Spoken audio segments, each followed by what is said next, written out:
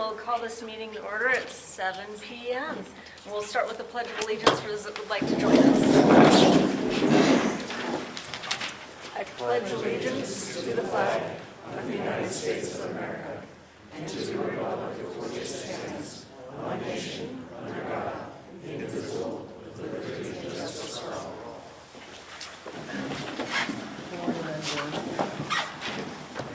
And we'll start with roll call on my left. Angela Previty. Steve Major. Danica Nelson. Anders Nord. Marilyn Hatch. Marta Brown. All right, welcome everyone. Thank you for joining us for tonight's meeting. As an advisory panel, the Lolo Community Council strives to promote the interests and welfare of the citizens of Lolo by acting as a liaison between the community and the Missoula Board of County Commissioners. At each meeting, we provide the opportunity for public comment on both agenda and non-agenda items.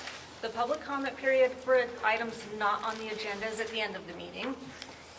The council will not discuss or take action on non-agenda items until a future meeting, if they choose to do so. Public comment on items that are on the agenda may be given during the public comment period after approval of expenditures and/or during discussion after the agenda item has been presented.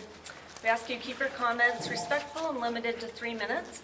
We appreciate your attendance and participation. We'll start with the reading and approval of minutes. Council, you've all received the minutes. Is there any discussion on those? Seeing none, I would entertain a motion. So moved. Do we have a second? Second. All right, all those in favor of approval of the minutes? Aye. Aye. All right, motion passes. Next, approval of expenditures. I still do not have the January receipt for printing. The February receipt totaled $4.79 for printing of the agendas. If there's no discussion on that, I'll entertain a motion. So moved. And a second? Second. All right, all those in favor of approval of expenditures? Aye. Aye. Aye. All right, motion carries. Now we've got time for public comment on agenda items. Okay. And again, there will be also opportunity at that time when the agenda item is presented. So on to communications and reports. So communications we've received, we got our update from Missoula County. They are releasing the 2025 Housing and Community Development Survey. It will help identify needs and gaps in services related to public infrastructure and facilities, economic development, human services, and housing. It'll open February 10th, so yesterday, and it closes on March 4th. It takes approximately 10 minutes to complete, and all responses are confidential and anonymous. And you can access that survey on MissoulaCountyVoice.com. We also received an update about the Y water system. Missoula County is considering a public-private partnership to bring a new publicly owned water system to the Y area, supporting economic growth and fire suppression needs. Grass Valley Industrial would finance the construction of the system in 2025. Ownership would transfer to Missoula County upon completion, and then the county would manage operations through a special district. Construction costs would be covered through tax increment financing, and you can read more about that project on Missoula County Voice.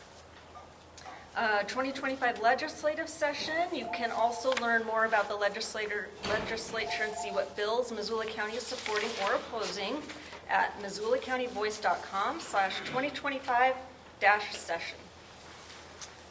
Applications for Missoula County's Rural Grant Program, which supports community-driven projects enhancing quality of life in rural areas outside Missoula city limits. They are open and due by Friday, February 28th, and you can learn more on Missoula County's website about those. The All Community Council Town Hall, those meetings are always available on YouTube, and the February meeting is scheduled for Wednesday, February 19th at 6:30 p.m. Finally, if you haven't yet, you can sign up to receive all of this news in the Missoula County Weekly Newsletter by clicking on Missoula County Voice's website. There will be a link right there to sign up for the weekly newsletter. And then you can also voice your thoughts, concerns, questions about projects and initiatives happening at Missoula County at that website. We also received an email notifying us that the Missoula County Parks and Trails Advisory Board approved our grant request for up to $10,530 for construction of an outdoor ice rink at Westview Park. So we're really excited about that. Now on to Treasurer Report. Marilyn. Okay, the bank statement for January 2025, we had a check written for $200. It had not cleared the bank as of yet. $3 paper statement fee, so we ended up with a balance of $671.20. Okay, and mail received. Just some information about the Bitterroot Beasts. Baseball. Beast Sports, Hamilton, Montana, state competition eligibility for Fall Scout team. New indoor training academy coming soon. Sounds like a lot of fun. Anybody interested? There you go. Oh, and the letter about the neighborhood meeting. That's it. All right, thanks, Marilyn. All right, on to committee and special reports. We'll start with Lolo School Superintendent Dale Ollinger. Thanks. I can see the amount of stuff on the agenda, so this will be brief. Wanted to let you know that our students are participating in a national competition called National History Day. I actually had never heard of it until a couple of years ago when some of our teachers brought it to my attention. It's a science fair, but it's about civic engagement. Students study a topic related to whatever the theme is that year, and then they either do a presentation, write an essay, build a website, perform a play, or a couple of other things, and they have to do that in front of judges, and there may actually be some of our volunteer judges in this room. They compete as 6th, 7th, and 8th graders at the school, and the finalists, or the qualifiers from that, will go on to Helena for the regional competitions. We actually have a whole busload of kids, including my daughter, going to Helena on Saturday morning at 5:30, and they will compete there, and the qualifiers from that will go on to the state competition in Bozeman. Last year, Lolo School actually sent 6 kids. No, Lolo School had 6 kids who qualified, or 8, and they went to Washington, D.C. and competed as well. I clarified that because the school wasn't actually able to send them. That was a sudden, like, we don't have $3,000 per kid suddenly to send them to Washington, D.C. But those families were generous and sent those kids, so we're looking forward to a great performance again this year. So far, no snow days. Fingers crossed. trying to stay open. The fact that we don't have busing is a curse sometimes. When roads are bad, not having busing can actually be a little bit of a blessing, because if folks can get out of their driveway and down the street, we can keep school open. And buses can't always run in the same conditions that private vehicles can. So that's the way that goes. We have girls basketball ongoing. It's a good season. Missoula Children's Theater is coming in March, right after spring break. And I also wanted to mention that there's a new scout unit, a Cub Scout unit in Lolo. It's not associated with the school, but they do meet there. And I wanted to thank the American Legion for sponsoring that, because a lot of our students are participating in it. And Lolo has been without a scouting unit for quite some time, and it's good to see that back. It's good for our kids. So I will stand for questions and get out of your way. Cool. Thank you. Okay, Missoula Rural Fire Department Deputy Chief Corey was unable to make it tonight. He's at a training. And Principal John Martin, who's next from Woodman School, was also unable to make it, but did send me his report. So I will read that report for Principal John Martin. At Woodman, this month the district surveyed stakeholders and compiled a profile of a learner for Woodman School. This one-page graphic highlights important skills we would like a student to have before they leave Woodman School for high school. We recently received a grant from the Missoula Electric Cooperative for new picnic tables, outdoor volleyball equipment, and a new fire pit. The new tables have already arrived. We have members of the Daughters of American Revolution coming in to present about President's Day this month. We are working with the Lions Club to schedule a free vision screening for students. We joined Lolo School for a middle school dance last month. And we have done skiing lessons this past month with grades 2 through 8. And finally, we will be going to Lolo Pass this month for a snowshoeing and sledding day. So that is the report from Woodman. Now on to adjustments to order of agenda, if any. Specifically, maybe looking at the presenters here, if anyone has a conflict and needs an adjustment. No? Okay. We'll move on to unfinished business. First item, general development and transportation discussion. This is a standing agenda item to discuss ongoing community safety and awareness concerns regarding development and transportation along US Highway 93. We actually have 2 presentations later on in our agenda on both of those topics, so I think we'll just hold until then. Next item is County Parks and Recreation Grant Award. So as mentioned, we did receive that award, and we were sent a contract, and the final step in this is to sign the contract and send it on to the county commissioners. So I would entertain a motion to approve that contract. So moved. Do you have a second? Second. Okay. So we submitted a grant application for building of an ice rink here in Lolo to the Parks and Recreation Department, and we received that grant award. So this is just a contract entering into that grant award with them. Where are you planning on building the ice rink? It's going to be at, I believe it was called Westview Park. And if somebody has a better description of that than I do. It's up on the hill off of Ridgeway. I was against it. I don't. Yeah. Anyways, Where is it again? up on the hill off of Ridgeway at the little park. Where the pickleball court is? Yep. Lots of little kids like to sled on that little hill right there, have for 30 years, so I hope it's not a problem. That was my main reason. I'm not sure the neighbors were asked about it. So anyways, that's Who's gonna be water under the maintaining bridge it? now, huh? Who's going to be maintaining it through the years? We have Well, a volunteer group of about 20 who came, in the community who came forward, who were interested in doing it and maintaining it. And so it'll be volunteer-based. well, we can't get our roads fixed up there, and the sewer and water's a problem, but we can put in ice rinks, so whatever, that's me. Any further discussion on that agenda item? I assume it's going on the basketball court. Uh-huh. Is there a plan for when that'll, I play basketball there, so is there a plan for when that'll be pulled? It'll just be when, in the winter months. So like this year, had it been this year, you know, the goal would be to have it up.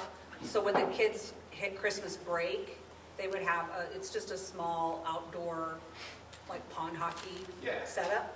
And they would have that through probably, you know, as soon as the weather starts to be warm, end of February, 1st of March, then it'll come down and get stored. So it'll only be up for about 3 months out of the year. Okay. And it won't be detrimental to the surface No. of the court? No, it's actually got a liner in it, and there will be boards around it, sort of like you'd see at a hockey rink, so that pucks and things won't go into the street or anything like that. And it'll be down towards one end so that sledding can still happen on the other side.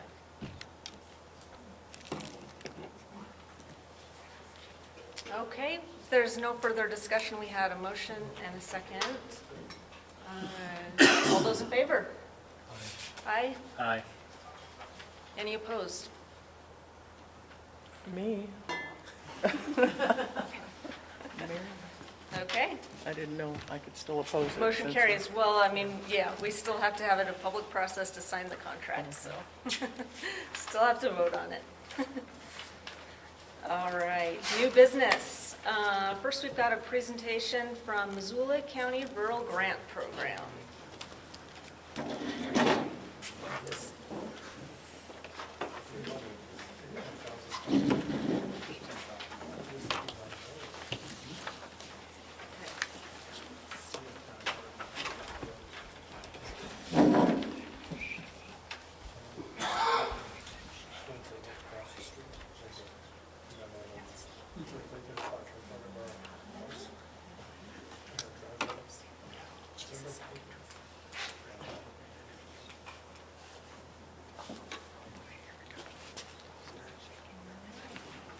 You want to take it from here?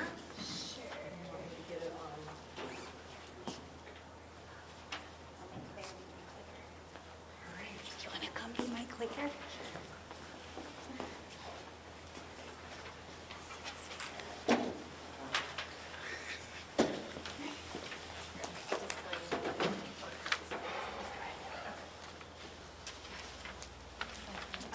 so thank you for having me. I'm Heidi West. I'm a grants administrator at Missoula County.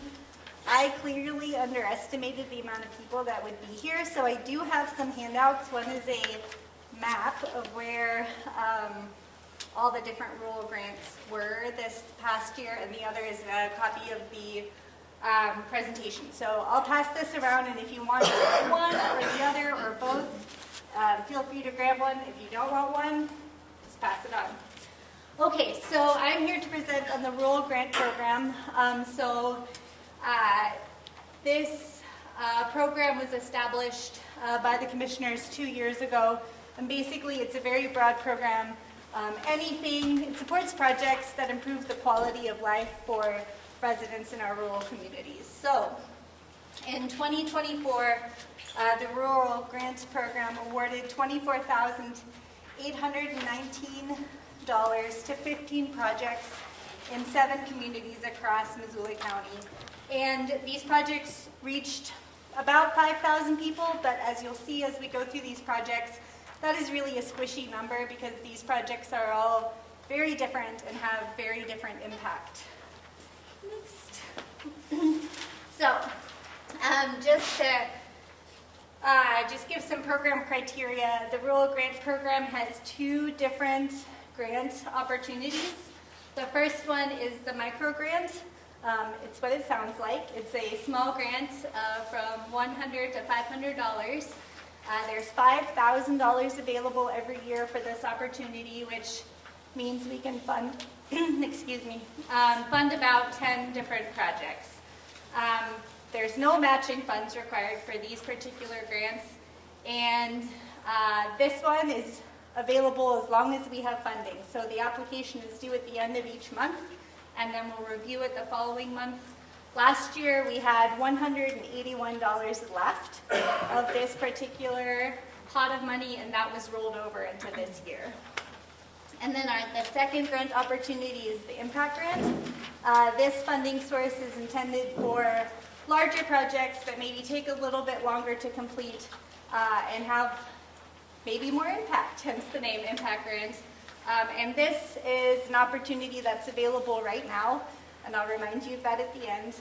This one's only available once a year, and it's for projects that cost anywhere from $501 to $4,000.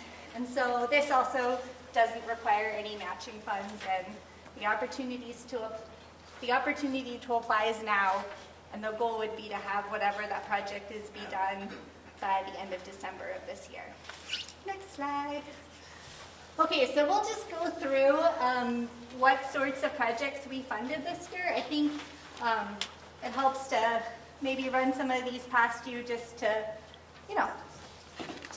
maybe spur on some ideas. So the first grant that we funded this year was a grant that Bonner Elementary School applied for their wellness initiatives. And this was a 2-pronged grant application.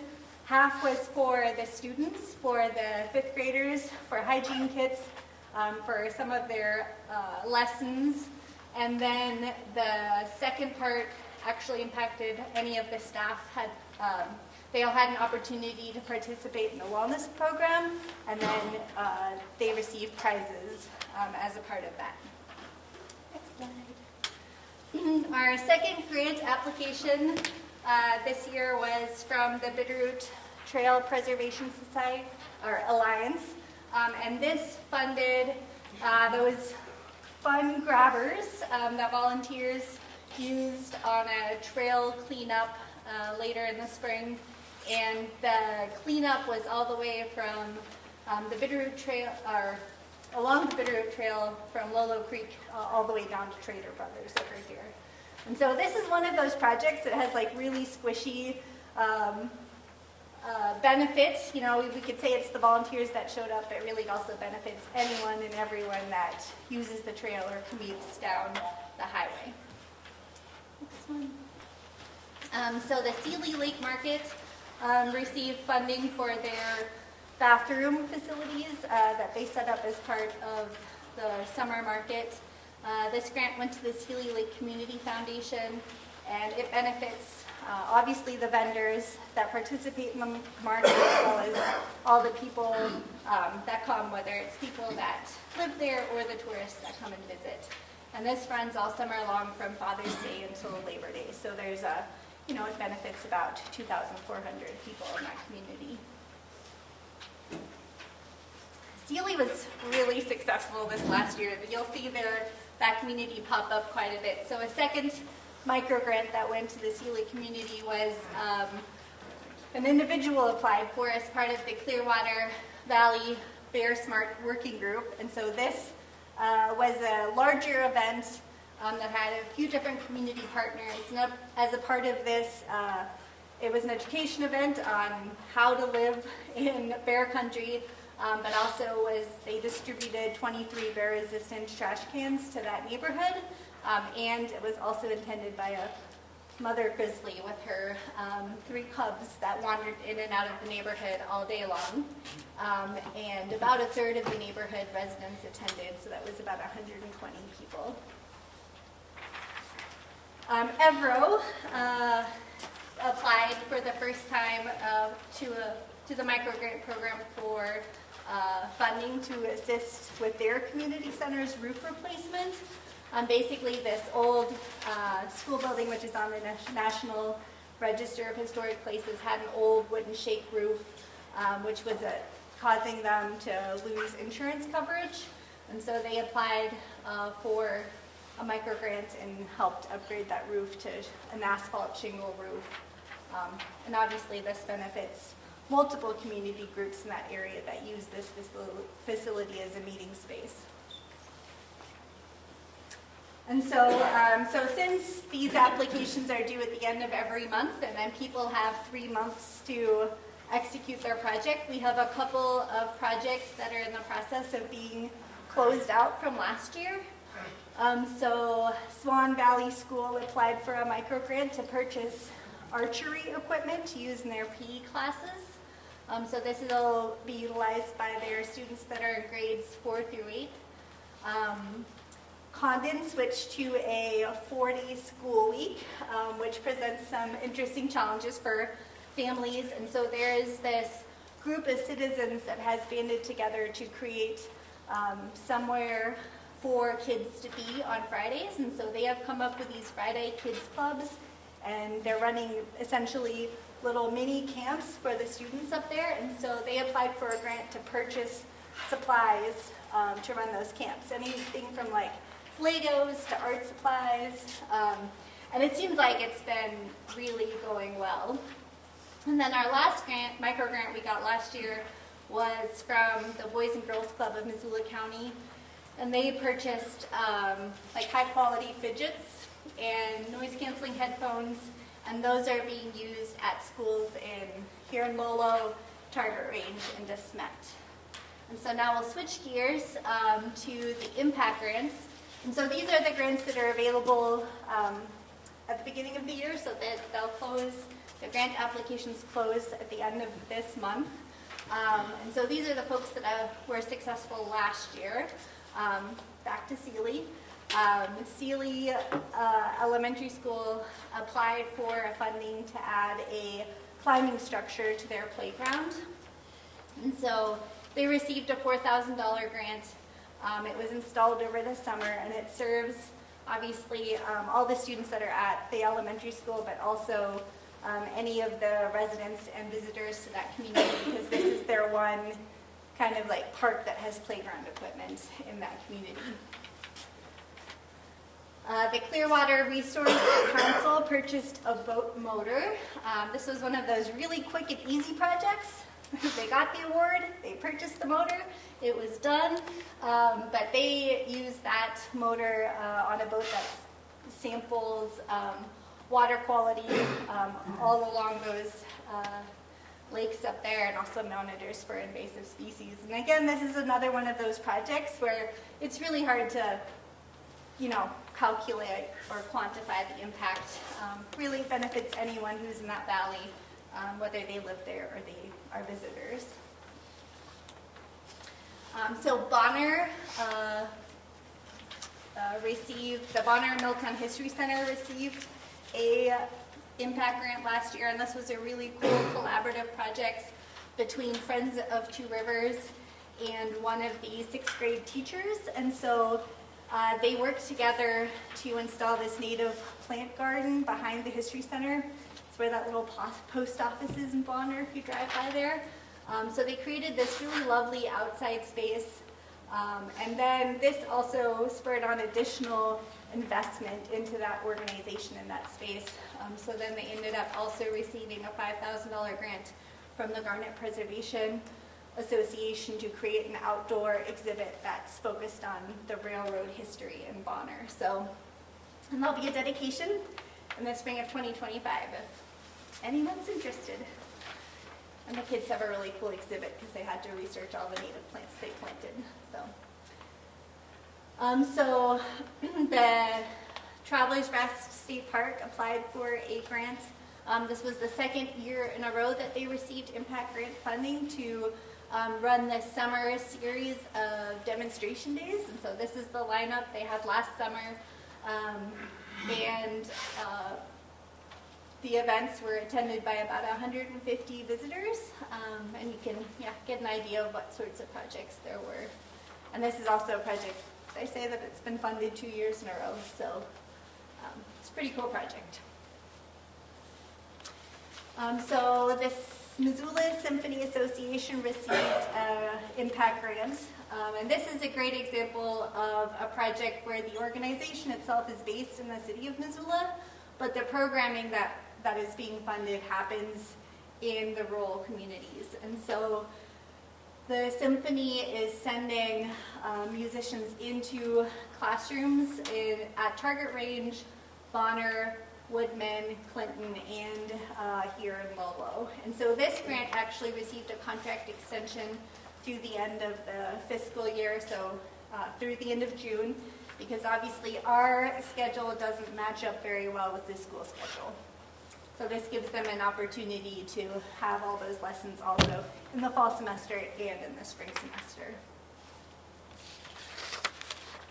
And then, I think this is our last one, if I remember right. Target Range, the Target Range Foundation applied for funding as a part of a larger playground project that they've been working on at the school. And so the impact grant from Missoula County specifically funded the installation of those basketball hoops, but really it was a much larger project. So they got new hoops, they got new volleyball fields, and it seems like it's been a really well appreciated and loved upgrade to that school, and it gets a lot of use. So the reason I'm here is because there are, I should have changed that to February. So there are 2 upcoming deadlines. So if you're interested in applying for a microgrant, the next round of funding closes at the end of February. And then if you're interested in applying for an impact grant, that opportunity will close at the end of the month. And I'm also here to introduce Claire. So I've been running this program for the last 2 years, but Claire's our new hire, and I will be transitioning to community development block grant funds solely, and Claire will take over the rural grant program. But you're always welcome to call me or her if you have any ideas. If you are worried something maybe isn't a good fit, I'm happy to talk through any sorts of projects or ideas and see if we can make it work. So, does anybody have any questions? Yes. You say that's $25,000 in grants. Where's the grant money coming from? That's a good question. So this is funded with general fund dollars. And so it was funded, I believe it was, this is our 3rd year, and so it was a way for some of that general fund to be reinvested directly into the rural communities. It comes from the taxpayers. It does. General fund comes General from fund state or county? Taxpayers. county. So it comes from the taxpayers. They And don't like then- to say that. Yeah, Missoula County. And then I do also have some posters, Amazing. if people want to grab some and hang them up. And then I also did bring information about the community needs assessment, which was mentioned earlier. So I also have posters and handbills for that. so that we can gather all of your input through that process. Any more questions? Yes. Mostly just a statement. I want to thank you for your presentation and for your time coming here tonight. And I want to thank the county for allocating so much money for the grants to Lolo. One that you did not mention, but deserves accolades. Did I? Because we're grateful that we got it. I was just a small part player in it. But we got the landscaping grant, the micro grant that achieved us being able to upgrade and beautify the outside of this building. So all that landscaping that was done and how pretty the outside of this building looks, you can't tell with snow all over it, is due to a $500 grant that we got from the county too. So thank you very much. I appreciate your presentation and just wanted everybody here to know that it's like Lolo's getting your share. So keep that in mind. I think the only community we didn't, like the part of the map, if you've seen the map that we missed this year is like we got no applications from Frenchtown this year, but they did get 2 last year. So, yeah. One last one. We just got a grant from Parks and Rec. What's the difference on where, because a lot of years were Parks and Rec, that target range Yeah, I is think, kind of a recreation. How do you know where to apply? so I think it depends on, you could apply for both is the answer. Okay. So we very intentionally structured this funding source so it could be used as match, because I know the Parks and Rec grant is a matching grant, if I remember correctly, and so you could apply for that and this funding source, and it could be counted as match for that grant. So I think part of it is probably timing, like when you need it, you know, what your deadlines are, and we're located in the same, literally the same office as the parks folks, and so people will call me and I will walk over and talk to them and find out what would be a good or a better fit. Every now and then they'll just come back with, they don't have to apply for a grant for that, we'll just do it, which is probably the best answer. So, but yeah, you can apply for both. All right, well, thank you for having us, and we'll stick around, so if you have any questions, we'll chat after. Thank you. Okay, next up, and I'll get the computer going, we have a presentation from the Highway 93 Corridor Study Project team.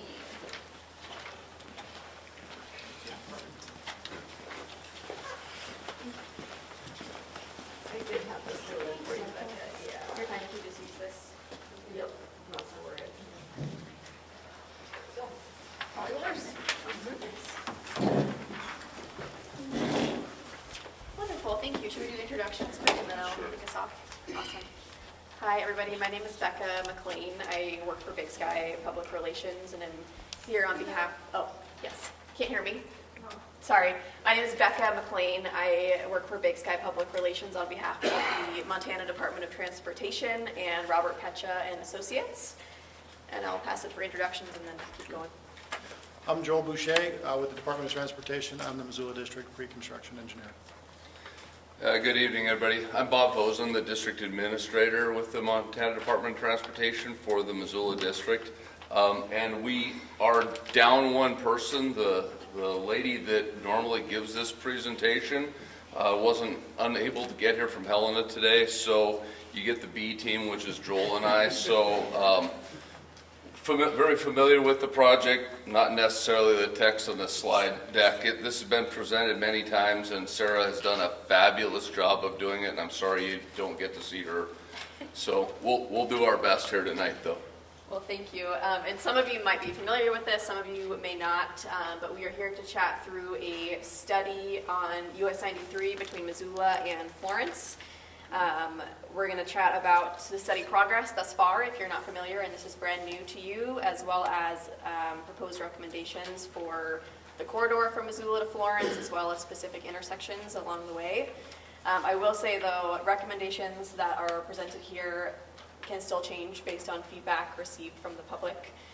So the community has been really highly engaged over the past couple of years throughout the study, so super appreciate that. And the council, I think this is the third time we've been here on behalf of this study, so really appreciate you guys having us and the opportunity to speak to all of you. So as mentioned, Robert Pecha and Associates, that's an engineering firm, as well as MDT, have studied US 93, spent a couple of years analyzing traffic and crash data and learning from the public, including surrounding landowners, developers, also meeting with wildlife agencies, and figuring out what they foresee as current and future opportunities along the corridor. So again, super appreciate your time and communication, and I'll pass it over to our MDT folks here to chat through some details. Thanks, Becca.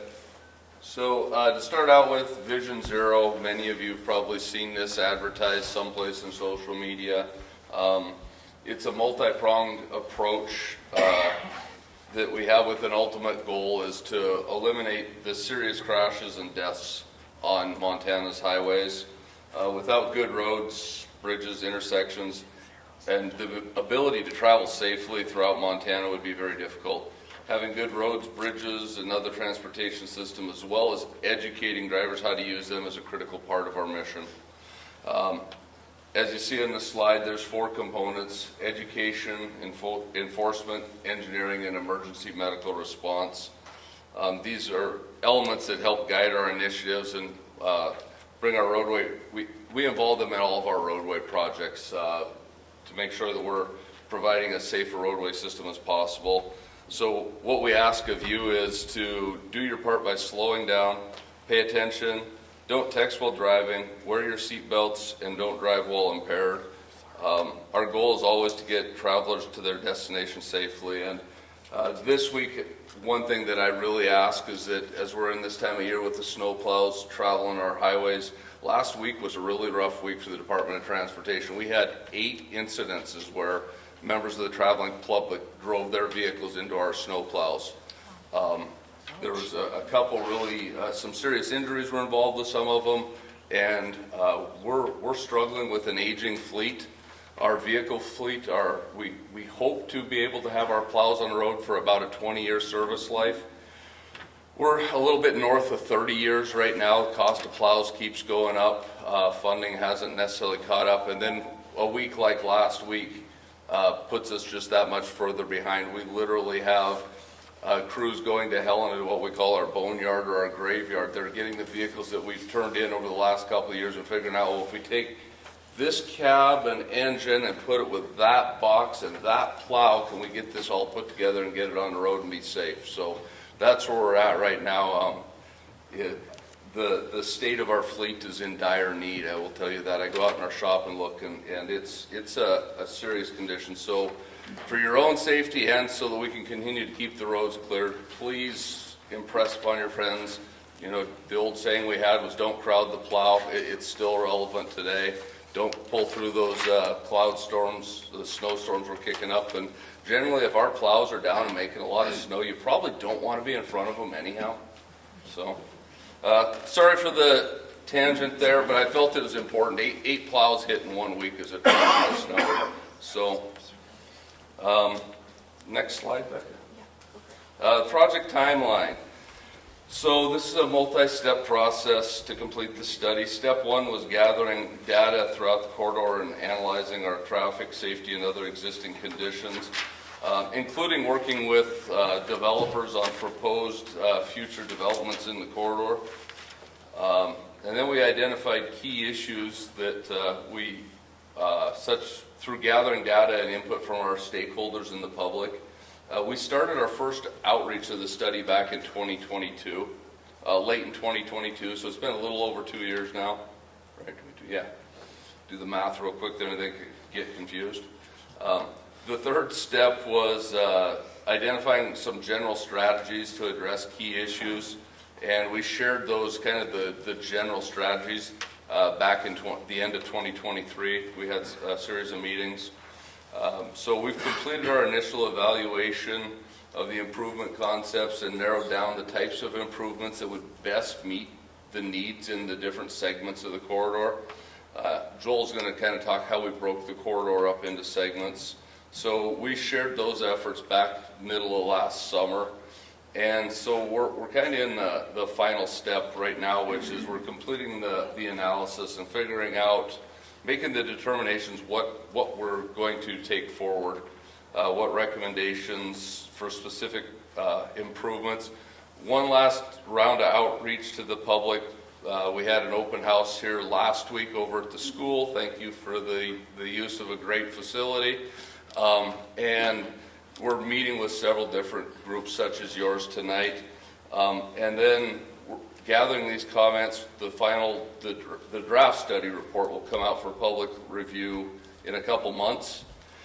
And then this document's what the end game of all this is. We'll have a document that's we'll be using it to inform decisions as we go forward in the corridor, whether we're working with the developer or if we're able to secure funding. What do we want to do in certain areas of the project? And we can also have that as a guide to make sure we have a consistent corridor so it doesn't feel like a hodgepodge. Really, we'll have driver expectations, same type of situation, same type of solution going forward.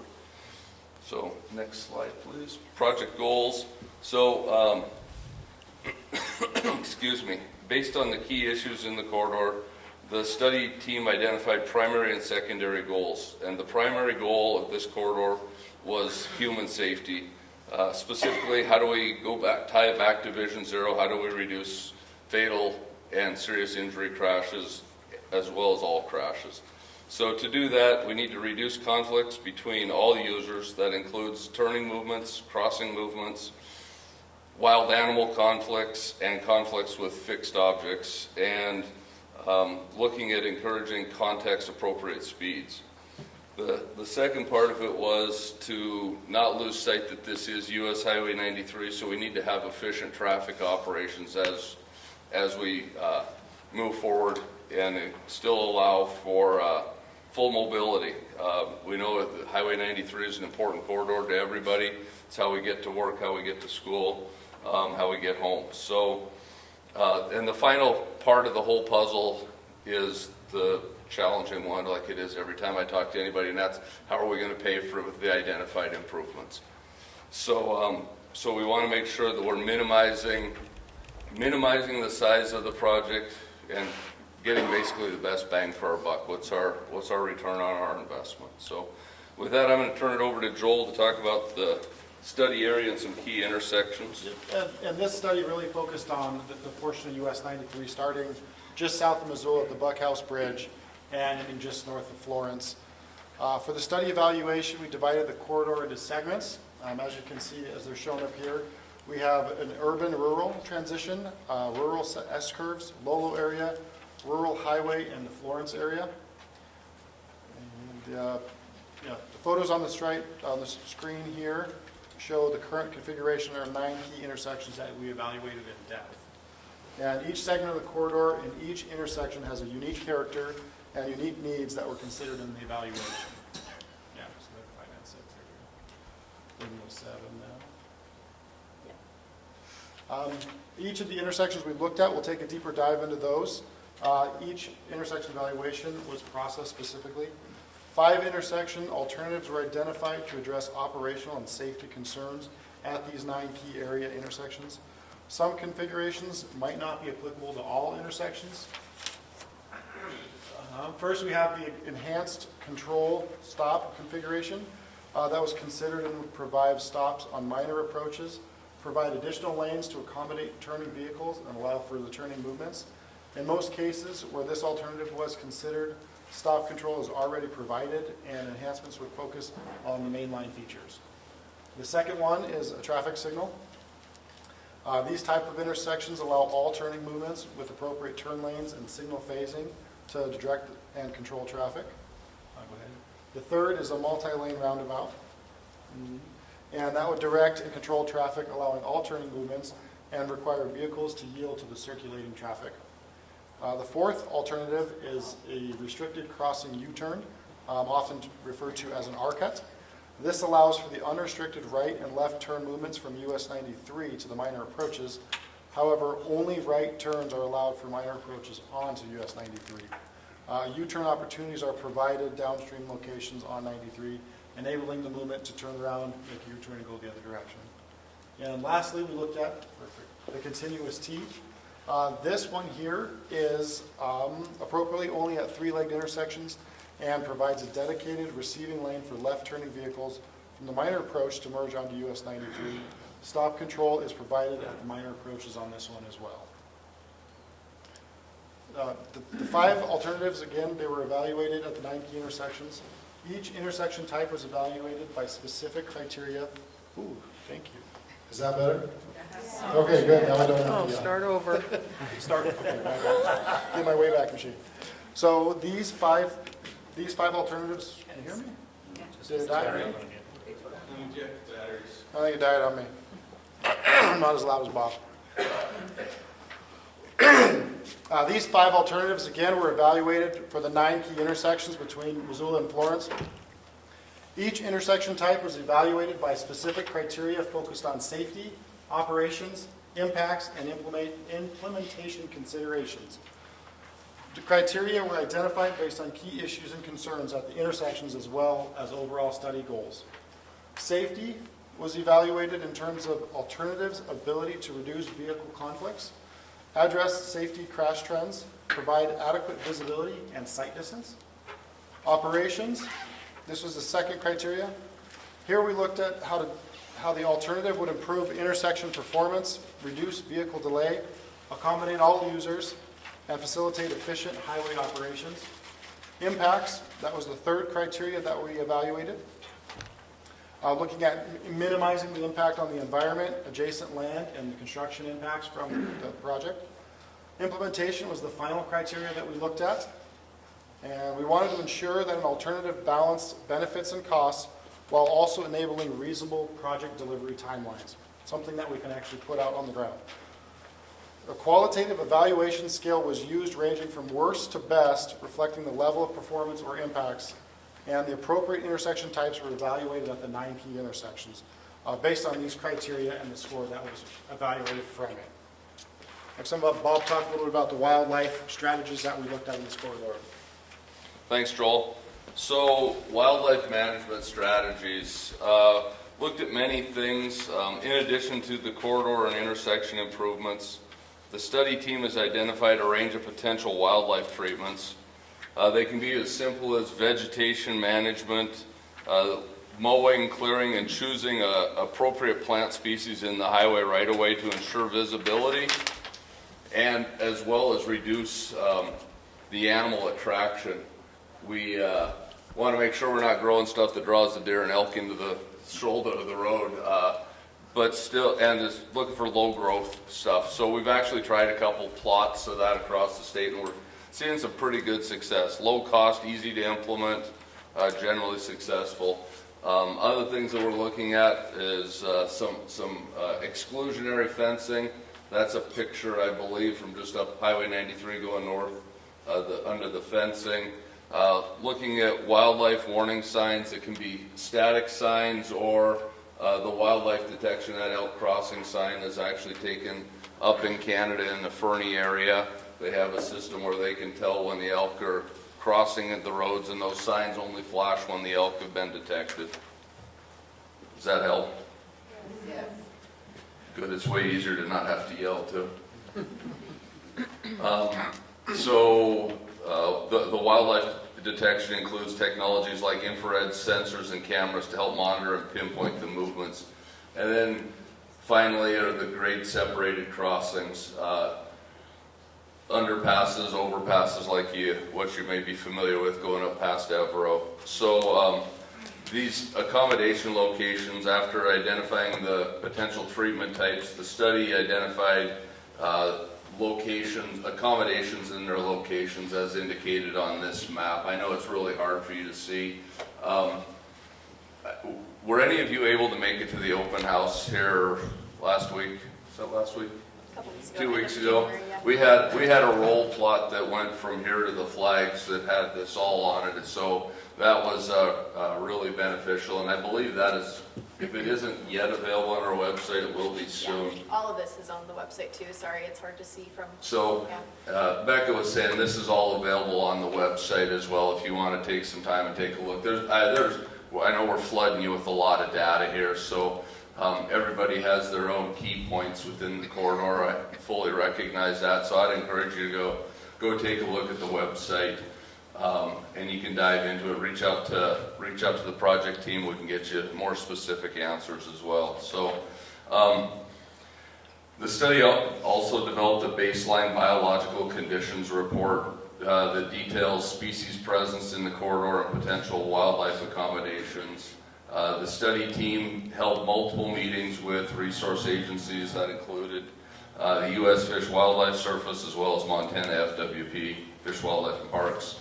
So the studies identified potentially promising locations for wildlife accommodations at the Buckhouse Bridge, Hayes Creek Road, Cochise Drive, Deadman Gulch, the Lolo Creek Bridge, the area south of Lolo and north of Carlton Creek, the Carlton Creek Road, and Chief Looking Glass Road.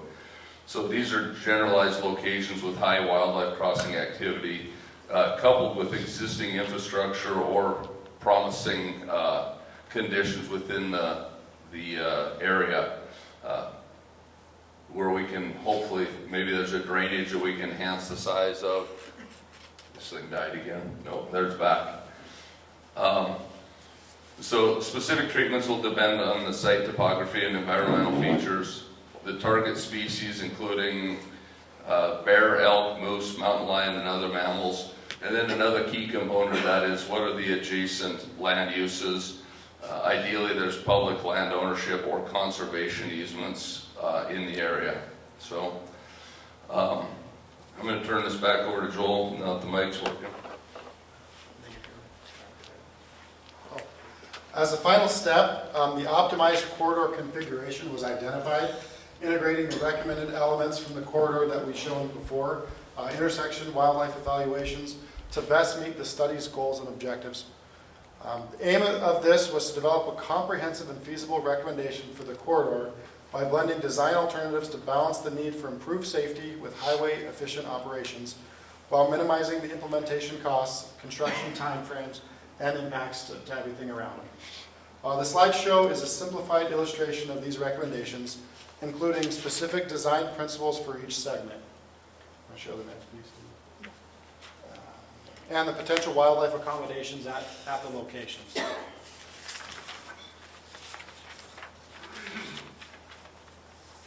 This presents the long-term vision for the corridor improvements. However, future corridor intersection and wildlife accommodation configurations may vary based on factors evaluated during the engineering process and design. You got 16? Bob's got 16. So as part of this, I know a lot of people are asking, this is all great, you spent 2 years, we see no improvements, what are we going to do, what can we do quickly? As I said, obviously there's a couple key things to take note of. First off, US 93 is a high priority route for MDT in the state of Montana. As the administrator, I cover basically Montana west of the Continental Divide. When I'm in Helena talking about it, I somewhat jokingly refer to it as I-93 because it functions as an interstate. Our traffic numbers are we're carrying more traffic on this highway than what we are on I-15 that runs from south down in the Dillon area up to Shelby before it goes into Canada. So this road is functioning in a high capacity. We get it. It's a route to school, but it's also interstate commerce. It's serving a lot of purposes, and it's got some challenges. So to that end, we recognize improvements to intersections, corridor segments, and wildlife accommodation should ideally occur sooner rather than later.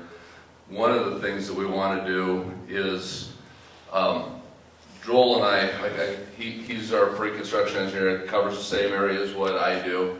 We sat in my office the other day and we drew an extremely crude map of western Montana and the Main. I mean, I had to fit it on a whiteboard in a hurry. But when it was all said and done, we had 30-some circles on that map. And that's key intersections that we get repeated. We have repeated interaction with the public, and we identify that these intersections all have needs. We need to do something at those intersections. But the reason to bring that up is a lot of needs, limited funds. We need to make sure that whatever we do, we get it right when we do it. We can't afford to, well, we think this will work and throw $500,000 or $1 million into it and then have to come back and correct it later. What this study does is it helps us have a comprehensive plan for an important chunk of the road. So we have a document to guide not only us, but also just in the last week, 2 weeks, I've had multiple meetings about a development that's looking at going in the Bird Lane area. We want to make sure that when we're working with these developers, when we're working with the county, when we're developing plans for projects going forward, that we're coming up with the right solution, not just what we think will work. Something we've got some thought into it, and we know that it'll work in the long term. Not just, we don't want to solve today's problem. We need to be, our highway designs are for 20 plus years. So we want to make sure that when we come up with a solution, that we're not out there in 5 years wondering how we, what do we need to do now? So that's the goal with this. So at this point, no funding. This document doesn't secure funding. We've got to figure out funding solutions as we're moving forward. Tremendous challenge, like I said. We've got 30 plus intersections, 37 I think was the number that we came up with, intersections of need. So we're working on trying to figure out how to work with partners. Developers provide an opportunity. They provide a challenge, but they can also provide an opportunity because maybe there's a public-private partnership. Sometimes the developers are working in intersections that don't have a need right now, but they're going to create a need. So we put that on the developer to mitigate the traffic that they're bringing in. But again, we want to make sure that that developer's mitigating in accordance with the plan document that we now have. So we appreciate your, oops, I jumped ahead there.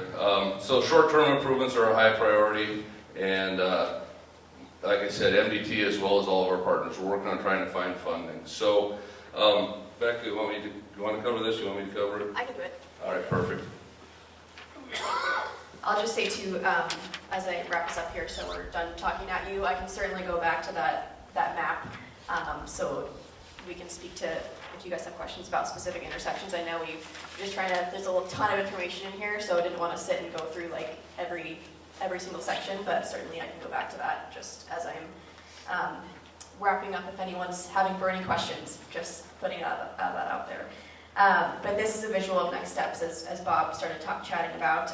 We are now nearing the end of the planning phase, and after this round of public engagement and informing folks in the community about what's going on with the study and study recommendations, MDT and the RPA team will take any final comments or any changes to all the information you are seeing here, and that goes into a report for MDT. That report will be posted on the project webpage. There's a QR code up here as well. And then as Bob mentioned, everything in that report will then directly inform both short-term and long-term improvements as funding is acquired. And as Bob said, no funding to date, but MDT and partners are working to identify what those opportunities look like.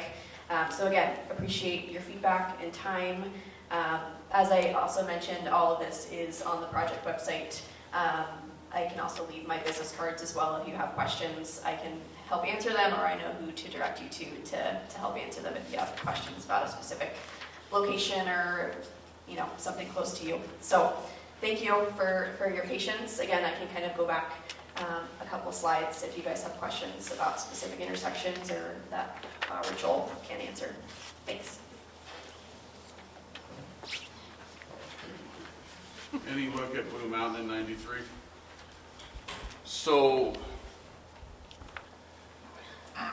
we didn't do a deep dive into Blue Mountain at this time.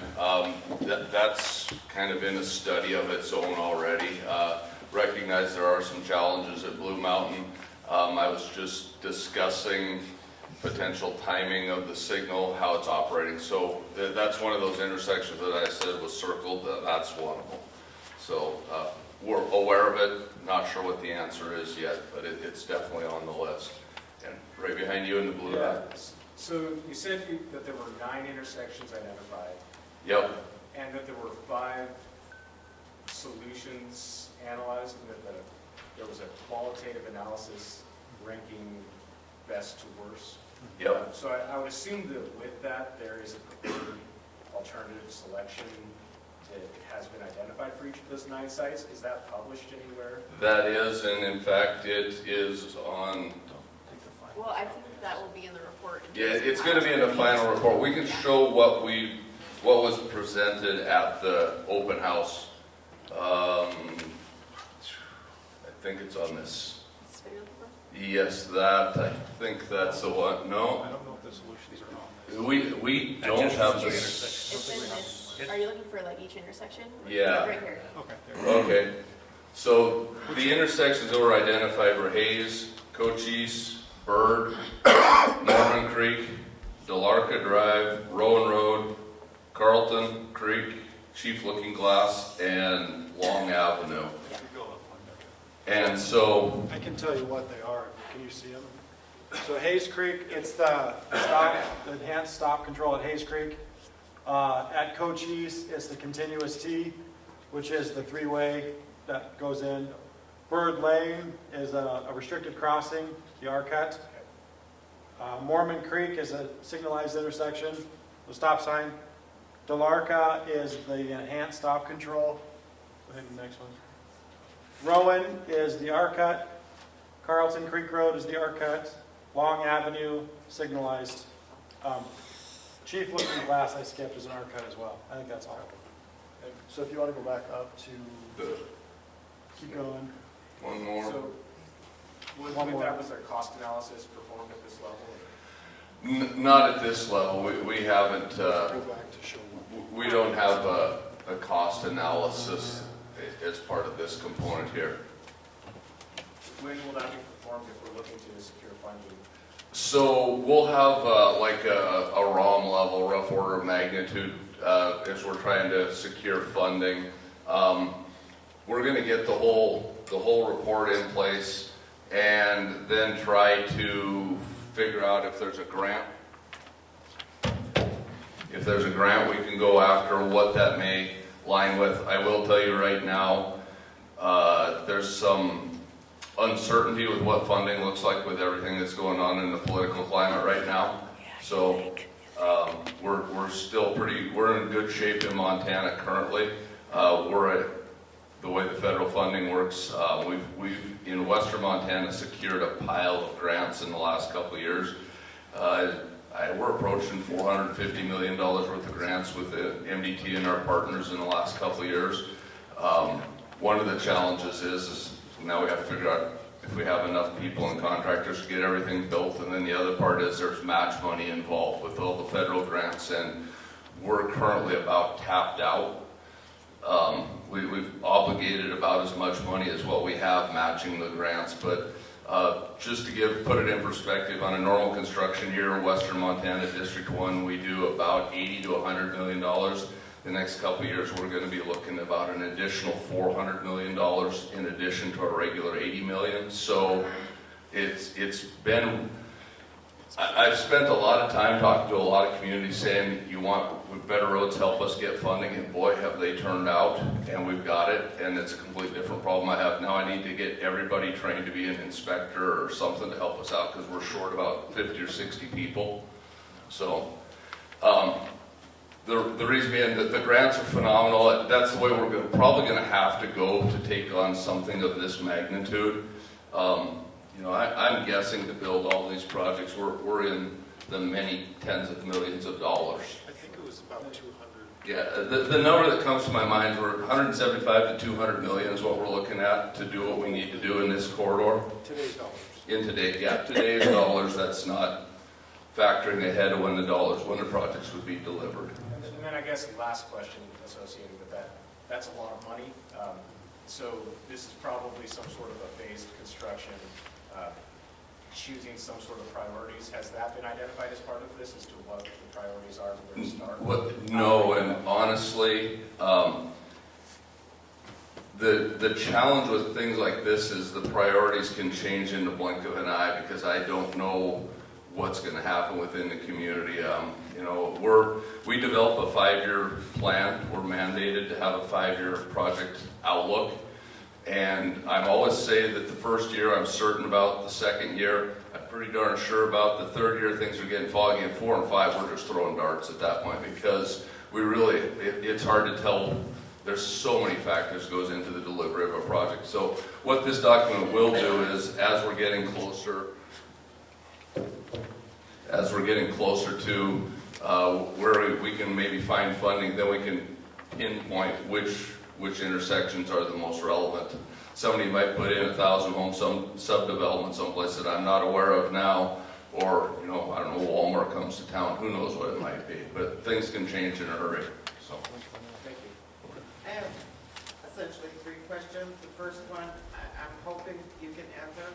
In the resurfacing of Highway 93 this last year, there was a different type of surface put on the S-curves, and it seems to be doing what you hoped it would. I've just kind of heard a little So bit. could everybody hear the question? Can you, well, you can repeat it, but would you address what you did with those S-curves with the different surface that you put on it? So the question was, when we did the overlay work last year between Lolo and Missoula, the S-curves have a different appearance to them, and they have what's called it's a friction course, a high friction course that we put in that identified a potential crash trend.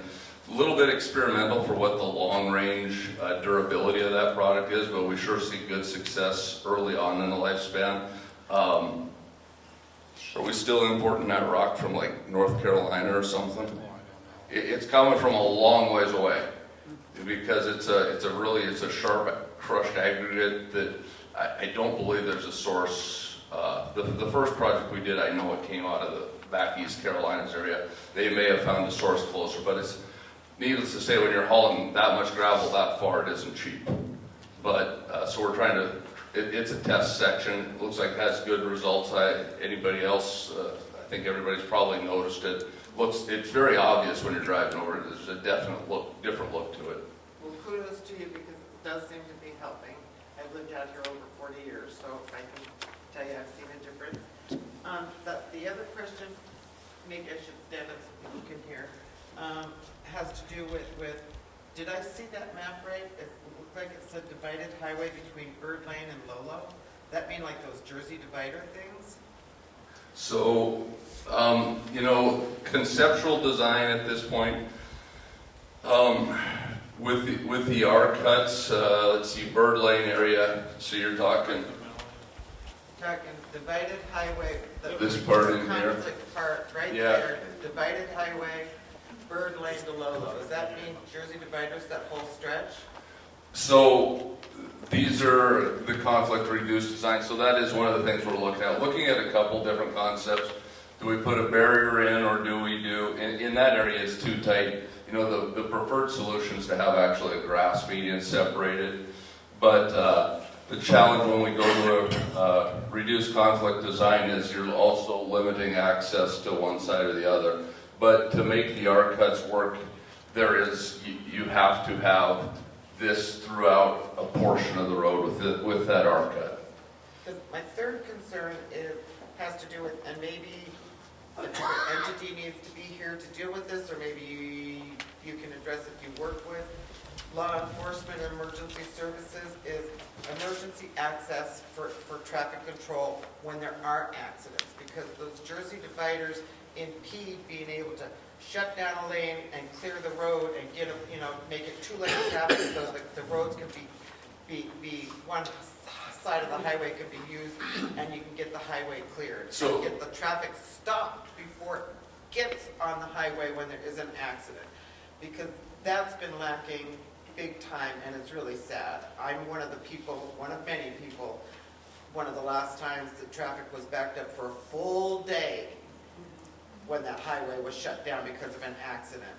The businesses in Missoula did great because we were all stranded for so many hours, but it's ridiculous to not have a plan to either pull out a Jersey divider and clear the traffic, and where's our law enforcement and emergency responders in stopping the traffic from getting in line and turning people around? So emergency access is one of my major concerns. You can make all the improvements you want, but if you're not helping get the road cleared and stopped when there are accidents so emergency services can get through and get the roads cleared, then the problem's going to continue to be a big mess for you. So great point. Multi-faceted faceted approach has to be taken. It involves, as you said, law enforcement, it calls emergency services, the highway department, obviously we have a role as well. The last time when there was the crash, I believe that was a load of bricks or blocks or something that scattered. One of the things that the Department of Transportation is working on is we want to get some kind of a quick clear law after the crash. If a semi tips over today, we can't go clean it up. Law prohibits my staff from being, I've got the equipment to put that stuff in the ditch and get traffic moving. State law won't allow me to do so. The company that owns the material that's on the ground has to get it cleaned up. They have the right to hire the tow company. They can pick a tow company from Butte if that's where their contract is from. So I totally share your frustration. I think many of you know I have family that lives right across the highway. So for all of you that were upset, trust me, I was getting phone calls to my personal number. So, and Grandma was really upset. Many years ago, like 30 years ago, my dad, thank God he was driving, we were on black ice. There was an accident. It was right around the S-curves, after the S-curves, I guess, and there's a little road that got closed off after that, and it took you down around Bird Lane area and stuff, and it was able to get traffic cleared, and I don't have any idea why that got closed off. It was off to the right, and now, I mean, you can still see remnants of it, the old road that got traffic cleared, at least on that section side of the highway going from north to south and stuff, so. So the one thing that I do want to say though is recognizing the challenge, the impact it has. When we had that crash, we didn't get traffic going the other direction involved. And that's the key component is, remember going back to that first slide I spoke about, Vision Zero. One of the most catastrophic crash you can have is a head-on. And what's interesting is I have people up here that have barrier rail and they want to know how we're going to get it out of the way so when we have a crash we can get through. I have people over here that don't have barrier rail and they'll tell me, damn it, we need barrier rail, we don't want people hitting each other. So there's got to be a balance between the two. Like I say, what we're trying to do is address the safety issue. We need to do it in a manner that allows us to still be able to have emergency services get through. We've got 40 miles of barrier rail on the interstate, and we have the issue. It can be solved. The issue can be addressed, and that's part of this, is how we're going to do it. You know, the legislature and our politicians are working. They've allowed, I believe we've got a bunch more highway patrol staff coming on board. I read something recently about it. I do know our highway patrol is stretched terribly thin. Lots of stuff going on. Same way with our local law enforcement, sheriff and police departments. So definitely a challenge in this area. We're literally between a rock and a hard place here on what we can do to get traffic through. So trying to figure out how we can best move the equipment around. One of the challenges is that the sheer volume of traffic when we get a crash. I had a guy in a loader that wanted to get to the crash site to open some barriers up, but traffic was parked 2 and 3 abreast trying to fit in there, and he couldn't get to where he needed to be. Exactly, that's part of the problem. So we recognize the situation.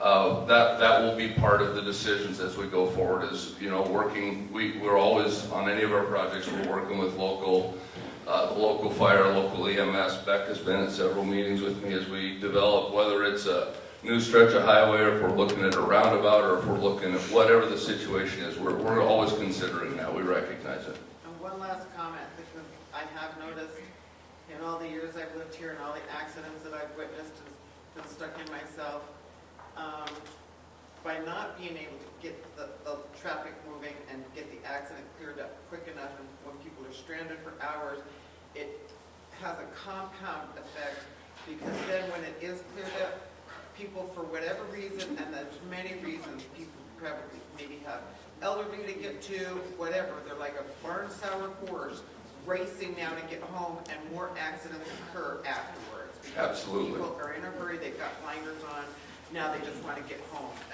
And granted, they probably got a lot of good reasons. Maybe another spouse has to go to work and they got to watch the kids. Maybe grandma needs some help at home. Yeah, so it's something we'll definitely take into consideration. Makes a bigger problem. Yep. So that's huge. There's a question in the back here. You mentioned that you have a serious shortage of, your snowplow fleet is old and dying. We have a budget surplus and our current senator actually drove a snowplow for years. So are there any bills? Senator Logie's a great guy. I spent a lot of time on the phone with him. So are there any bills you need us to call and support? You know, I will tell you that you have probably the most in tune to the situation, Senator or Representative in Helena right now. I talk to Denley on a regular basis. They're working on it. I actually saw a picture on social media a couple days ago where they were over, the Senate Transportation Committee was taking a look at how we build our new plows, but also getting the lowdown on what we have, where we're at. I'm hopeful that I know we've got an ask in our budget. It's part of House Bill 2, the general budget, to increase our fleet or help us get back in front of our fleet. I don't know, we might need to figure out how to add 8 more trucks to it, but. Any other questions tonight? Right here in front. I have a question, listening to you about the Jersey rails and how they obstruct emergency and anybody even getting out of the area. I know that the highway at different places has gates where they close the highway off, for avalanche reasons or whatever, for whatever reasons. In those Jersey rails, could there be some kind of a gate that could be pretty much unlocked and lifted to open a spot in that? Wouldn't need a piece of equipment in. The problem with that is that when you do have that gate that you can get through, you've created a blunt end that is a horrific crash potential. So we can put them in, but it's just a matter of getting the right attenuation. And it runs about $50,000 to put that in. So again, it's just a cost consideration, I think. The blunt end, I think you've got that design covered in a lot of the guardrails where you have impact. Yeah, the impact attenuators. Yep. So that's what I'm saying. Is it just the challenge, like in the S curve? You just have to be strategic of where you do it. So that's why I say things like that we're considering. Where there's other types of barrier besides the concrete barrier we can put in, like glycol-filled ones that we can pump out and drain, and then you slide them around. There's a lot of options that we'll be taking a look at. Right now, this is, we're at the 30,000 foot view right now. We're not even close to project design. This is project concept. Any other questions? Great point, though. Thank you. All right. Thank you. Thank you for having us. Thank you so much.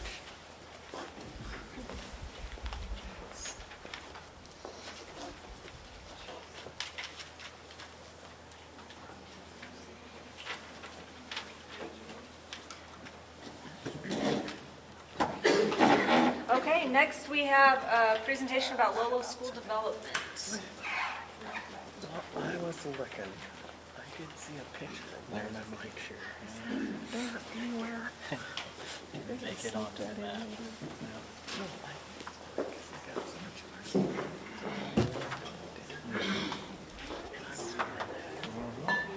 I'm sure you will. Well, you gotta do what you gotta do. I'm gonna miss you. You're probably leaving just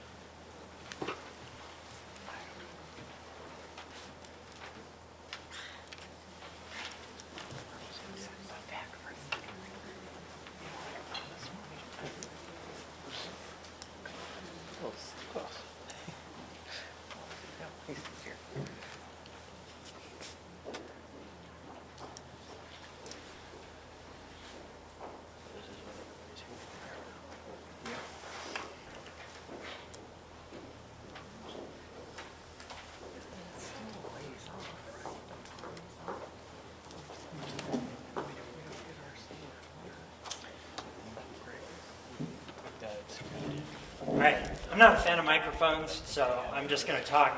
Let me know if you can't hear me. I'm Carl Treadwell. I'm with 406 Engineering. I've been working on the old Lolo School property development for quite some time now. Today, I'm here for the neighborhood meeting to talk about the subdivision and what we're proposing for this property.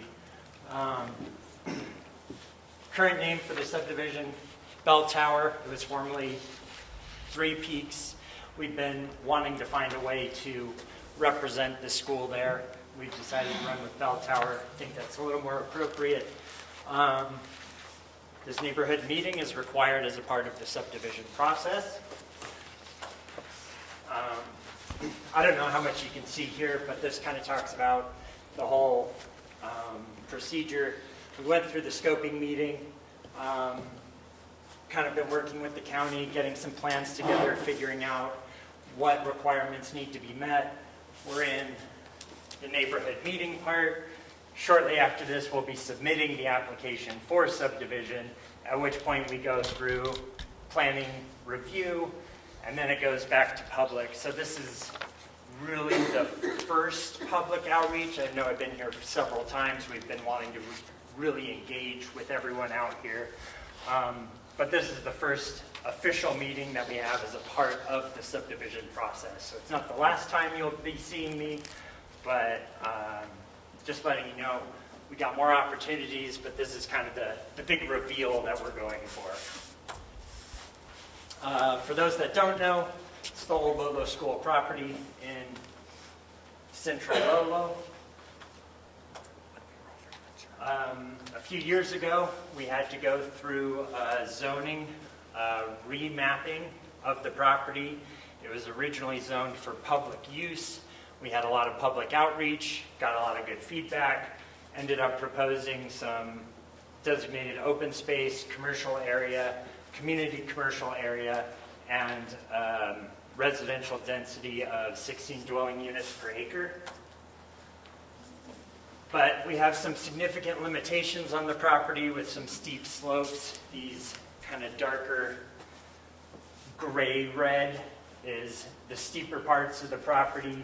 The gray-yellow is a little bit less. And then these gray-greens are the flatter areas. Existing buildings, we're going to be focusing the development in these flatter areas, trying to minimize the impact to these steeper hillsides. We are proposing the subdivision as a planned unit development. This has 5 criteria that we need to try to meet as we propose it this way. Preservation of natural characteristics of the land, economical development, maintenance of the improvements, dedications of parkland that exceed minimum requirements, and development of parkland for recreational purposes. So not just open space, but the ability to utilize it. If we meet these criteria, we're able to propose waivers from some of the subdivision requirements. In this case, we're requesting waivers from block lengths, boulevards between the streets and sidewalks, and then the sidewalk widths we'd like to narrow. I kind of talked about this right-of-way development a few weeks ago, and the reasoning for these waivers is because on the steep hillside, the wider you make those improvements, the more you impact the hill. We're trying to minimize that impact, and so we remove those boulevards, shrink the sidewalks. Every foot that we save saves 2 to 5 feet of cut up the hill, so we've decided to go this route with the extra preservation in order to reduce impact. The utilities out here, we will be connecting to the Lolo public water and sewer system. The property has a historical use that, with a flow equivalency, was equal to 56 single-family homes. We got this approved by the RSID manager in county engineering. This will tie into an existing manhole on Highway 93. We'll extend the sewer main south a bit further, This project requires some relocation of a few of the utility mains out there, water, gas, electric, telecom.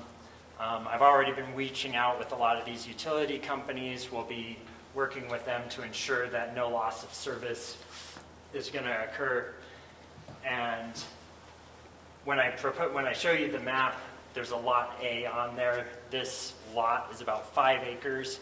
It's reserved for future development, but because we don't have water and sewer capacity right now, we're not proposing any development for that part of the land. Once water and sewer becomes available, we will connect and develop plans further for that.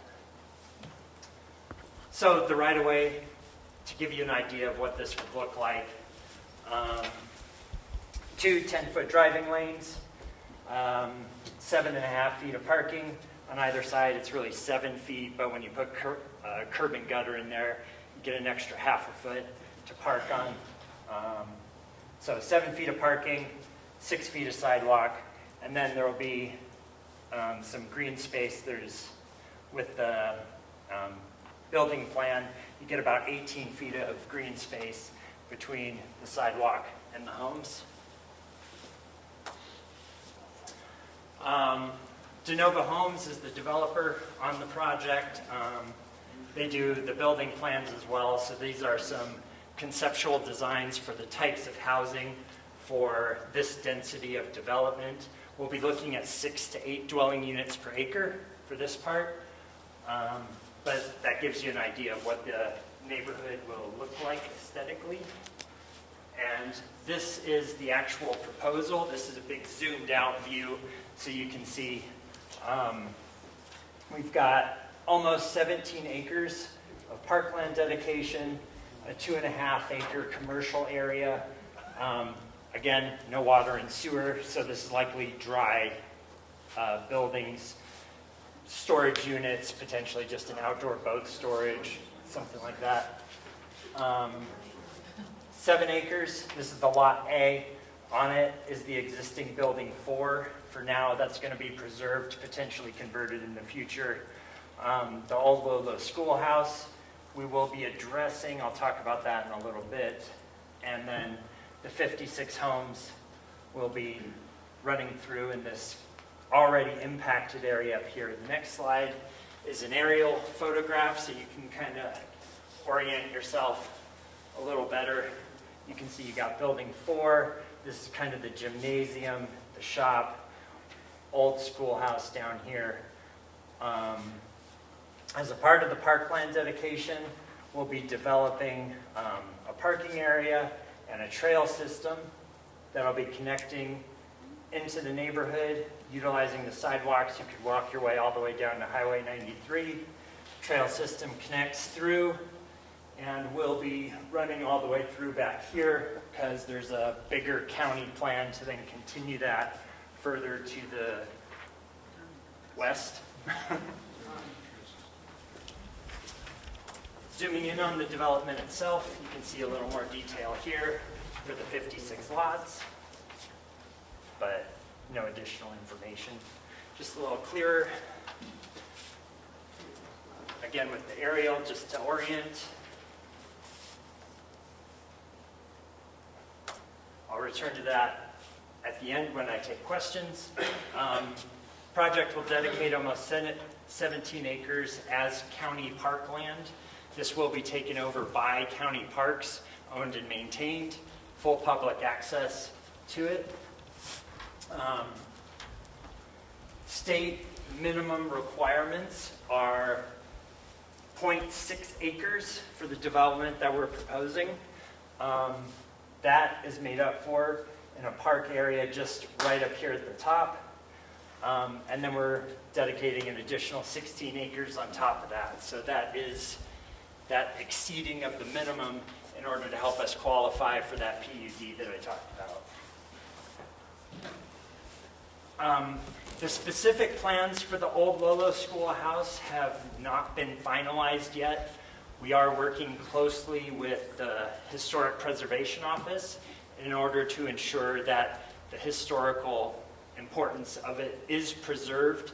As you saw, it's not impacted directly by this proposal right now, but as a part of the subdivision process. We need to talk about it, we need to address it, and we need SHPO to kind of give us an okay on a plan, at least for preservation at this time. And then we'll be working with them to further figure out how we want to memorialize it.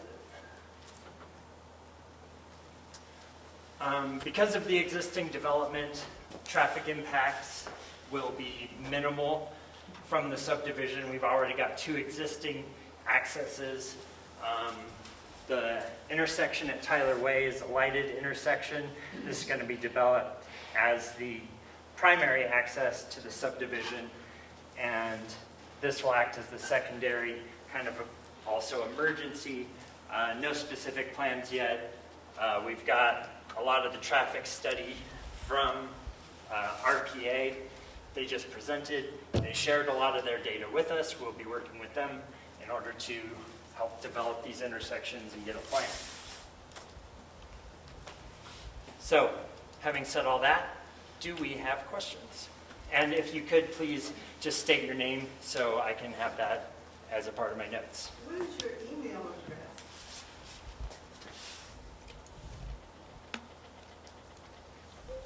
Oh, it's so small. So my name is Carl Treadwell, so it's K-A-R-L, last initial T, at 406eng.com. Yes? Hey, Carl, is this going to be available online as a PDF or, so that we can look closely at these plans? Looking at this PowerPoint that you've got right now, it's not too clear as to what all the boundaries are. Yes, you can reach out to me. I've provided kind of a draft layout to Danica. I'm sure you can help me to distribute. But anyone that reaches out to me, I'd be happy to share the layout. I can email it to you. Did I see Jenny back there? I don't know if you could help me get it somewhere online on County Voice or something like that. I'm not sure where we are with sharing that with you, but I can definitely help get it distributed in some way. My name is Jenny. I'm a planner with the county. I'm working with Carl and Mike and the gang for several months to get, as Carl said, close to getting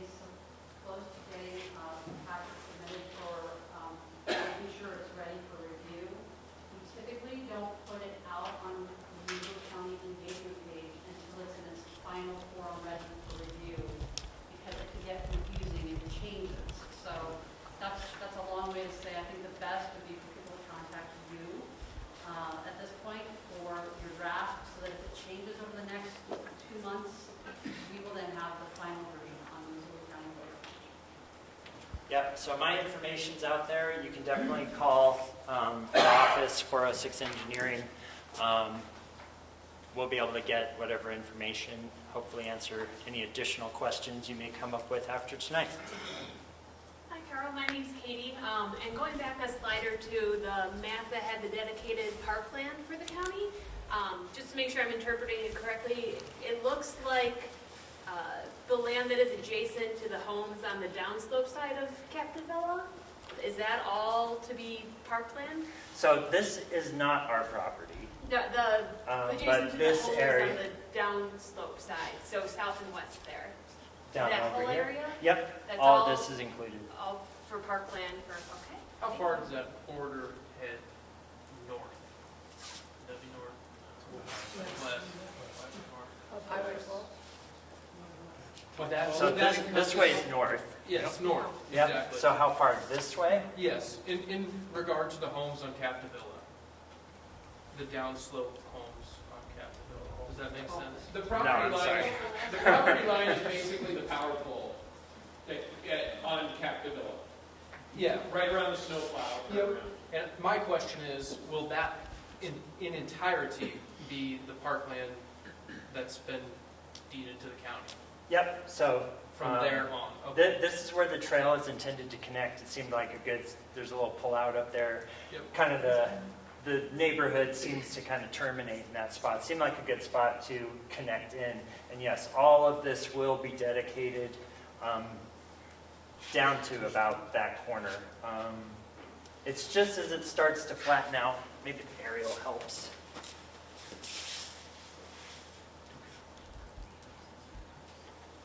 There we go. So you've got the heavily kind of wooded area, and then this has been a little more impacted by the school developing, cutting into the hill. They've got the road, kind of a dirt road kind of driving around about right there. So we're pushing back maybe an additional 50 feet with yards, but primarily this will all be dedicated, and we've got a pretty good setback there. My name is Rita, and the people that live on Captivilla, they won't have any obstruction of their backyard, will they? No. It'll be like a park area, you said? Correct. So if you're referring to these Yes, people right. here, their property lines, obviously adjacent to us, all of that is parkland. There's no houses bumping up against any of these properties. Hi, Carl. Thank you for coming here and doing this presentation tonight. I have a couple questions, actually. I'm part of a small group. And sorry, what was your name? Michelle Landquist. I'm part of a small group that's helping to write grants for this community center and our property here. And one of the things we're kind of eyeballing is the old sign, the reader board for the school. Do you have any plans for that? Is there any way you'd feel like repurposing that? So, and the reason I'm asking now is because we're writing grants and looking for funding to, if we can acquire the youth sign and put it out here for a lit sign for our community center. So that was one of my questions. There's no plans for it right now because we're not even into demolition, construction, moving on. We're trying to get through the approval process, at which point we'll have the confidence to then start thinking about our demolition plans. I've kept that on my mind. I've had a few questions with regards to some of the equipment out here. I'm passing the word along to the developers. So how do we, is there some way that we can kind of put dibs in and put a good word in for us that we're kind of, and that would repurpose it and keep it within the community, because some of us worked hard long ago just to get that sign for the school when it was PTA time and stuff, and now if it's not going to be used there, if it could be repurposed and stay in the community and have its life extended, that would be really kind of cool. Yeah, definitely keep in touch with me, and I will do what I can. Okay, and the second part of that question is, and I know you're looking at dedicated parkland, and I don't know how improved the parkland is that you want to make there, but the old school playground equipment, is that identified to be repurposed there on site, or can we put dibs in on that too? Because we've got some money already reserved for kids park here, and we'd like to add to it, and if we can, that equipment, playground equipment was relatively new and up to current codes and stuff like that, if we could repurpose. No? Dale say no? Dale, really no? What? Don't reuse it? It's not my circus, guys, but that equipment is obsolete. It is a liability. Okay. Oh, really? Looks pretty I had new and lots of nice schools to me. reach out before we moved, asking if they could take it, and I said, you can't, and your insurer wouldn't take it from this. Okay, good to know. You Thank don't you. Looks good, though. It does look good. We're interested in the sign, the reader board. All right. First dibs for the community center. I'm sure that's still safe. Yes, in the back. Devin Jackson, just some standard housekeeping. I ask at all of the developments. It looks like your only expected variances are going to be those sidewalk issues with the boulevard and the width. So because it's a planned unit development, like we discuss the waivers, but it's not technically a variance. With the mitigation efforts, the extra proposal, those don't get reviewed separately, but yes, those would be the only ones. Looks like your roads are wide enough, which the fire department loves. You're not having any concerns about road grade, because I know Ridgeway is a problem with big trucks. You've dealt with your grading and all of that as far as where the homes are going to be. Maximum grades are 10%. That's standard for fire. Yep. And then I'm sure you talked to Parks and Rec. They're happy with taking the steep parkland. I know they don't always like the steep land, but if you're putting in like a golf course in there, it's good land for it. So We're not proposing any kind of improvements. The half an acre that I kind of talked about right here will be flattened out. It will be made a little more usable. Generally, the open space is going to be the trail, and that's what makes that improved. If the county wishes to make further improvements, that's available. And I want to thank you so much for doing everything you can to save that school building. A lot of people have expressed, you know, the bell tower, and we have the bell, but saving the building is preferable, and we appreciate that you're putting in the effort. You didn't have to. Yes. Hey, Carl, Bob Hanley. Thanks for setting aside that park land. There's a lot of native plants there that you can't find anywhere else in the local vicinity. I'd encourage you and ask you to keep it as it is, without as much development as possible. And I'd like to request, hey, can we access that property while you folks are developing it? I'm into photography, and if folks want to see some really cool colors, go out there in May or June, you'd be totally surprised at what's in your own backyard. I appreciate the comment, and yeah, when we were doing noxious weed investigation out here, the county weed and what is it, the cultivist group, they came out. I worked with them to acquire some of the vegetation out here that they then took back to their grow preservation. They wanted to maintain some of the sorry, this isn't my expertise. I don't know the right verbiage for all the plants, but they've harvested some samples to take back. They're growing it. They've got a farm. So we've been working. I understand the importance out there, and we're that's really good. going to do that. Cheatgrass is a big problem, and it's going to be really hard to control. The county, in fact, nobody has really an answer for it, except, again, keep the disturbance to a minimum. If you can, if you're going to put in trails, make sure that they're like wood chips. Don't want anything permanent, okay? Yep, natural surface trail is what we're going for. Okay? And again, folks, you go out there and look for yourself in May and June, you'd be totally surprised at what's in your own backyard. Well worth preserving. So I want to congratulate you folks for actually doing that, okay? Yeah, thank you. I do want to say for now, this is private property. We would prefer if you didn't enter without permission. I can see what access we would allow, but for now, it is private. Please don't enter until we get this dedicated. Yes? Maureen Ujala, and what's your timeline for this? I mean, when do you think the earliest will be that if everything goes to plan, you'd be breaking ground? If everything goes to plan, I want to submit the application towards the end of the month, maybe somewhere into March. Subdivision process takes us into July or August for approval, at which point we would hopefully begin demolition and mass grading this fall. Again, my name's Michelle Rankles. One of the questions I'm looking at against the way that the dwellings are put in there, are they going to have garages, attached garages, and parking? Will parking be allowed on the street? There we go. So every house has at least an 18-foot driveway. They'll have garages, and there is parking on street both sides. But the streets will still be wide enough for the emergency services? Yep.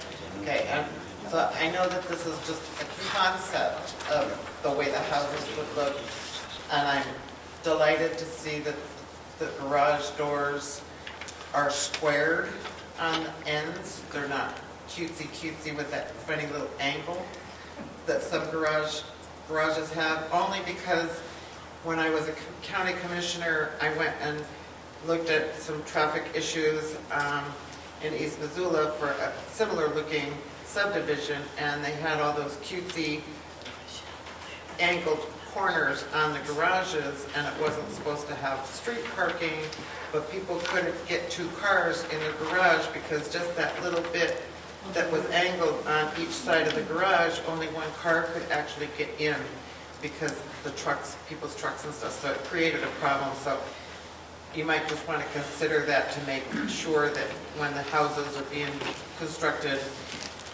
that be one of the requirements, that as much as it may appeal curb-wise to have those cutesy little corners, they really impede parking of 2 vehicles in those garages. We have some very experienced developers. They do a very good job. So I will admit, they know what they're doing. What we have there is public comment to Yep. prevent prior future problems. Yes. So you mentioned it's available for 56 units. However, the Lolo Sewer and Water are maxed out on both as far as their capacities, correct? Correct, but they're... So if it does start impacting negatively, because the school didn't negatively impact it, but during high use times, in the mornings or the evenings during high use times, if it starts negatively impacting Lolo Sewer and Water, what are the mitigation effects that the developers are going to be held accountable and liable for using the Lolo Sewer and Water? Well, the liability wouldn't fall on the developers, but we have been working with Public Works and the engineers in charge of the system. They're moving forward with getting funding and plans to improve these systems, because you're right, you're over capacity right now. You're out of compliance with DEQ regulations. So these things need to get fixed. And bringing in the extra funding of this development, the future development we have planned, that will help to fund and make these things happen and bring your system into compliance. Is there any money set aside as far as helping the RSID 901 from this development? Because some developers do that, to where the developer will take a portion of a percentage out of each house sold or each plot of land and help out that RSID or help out that Public Works department.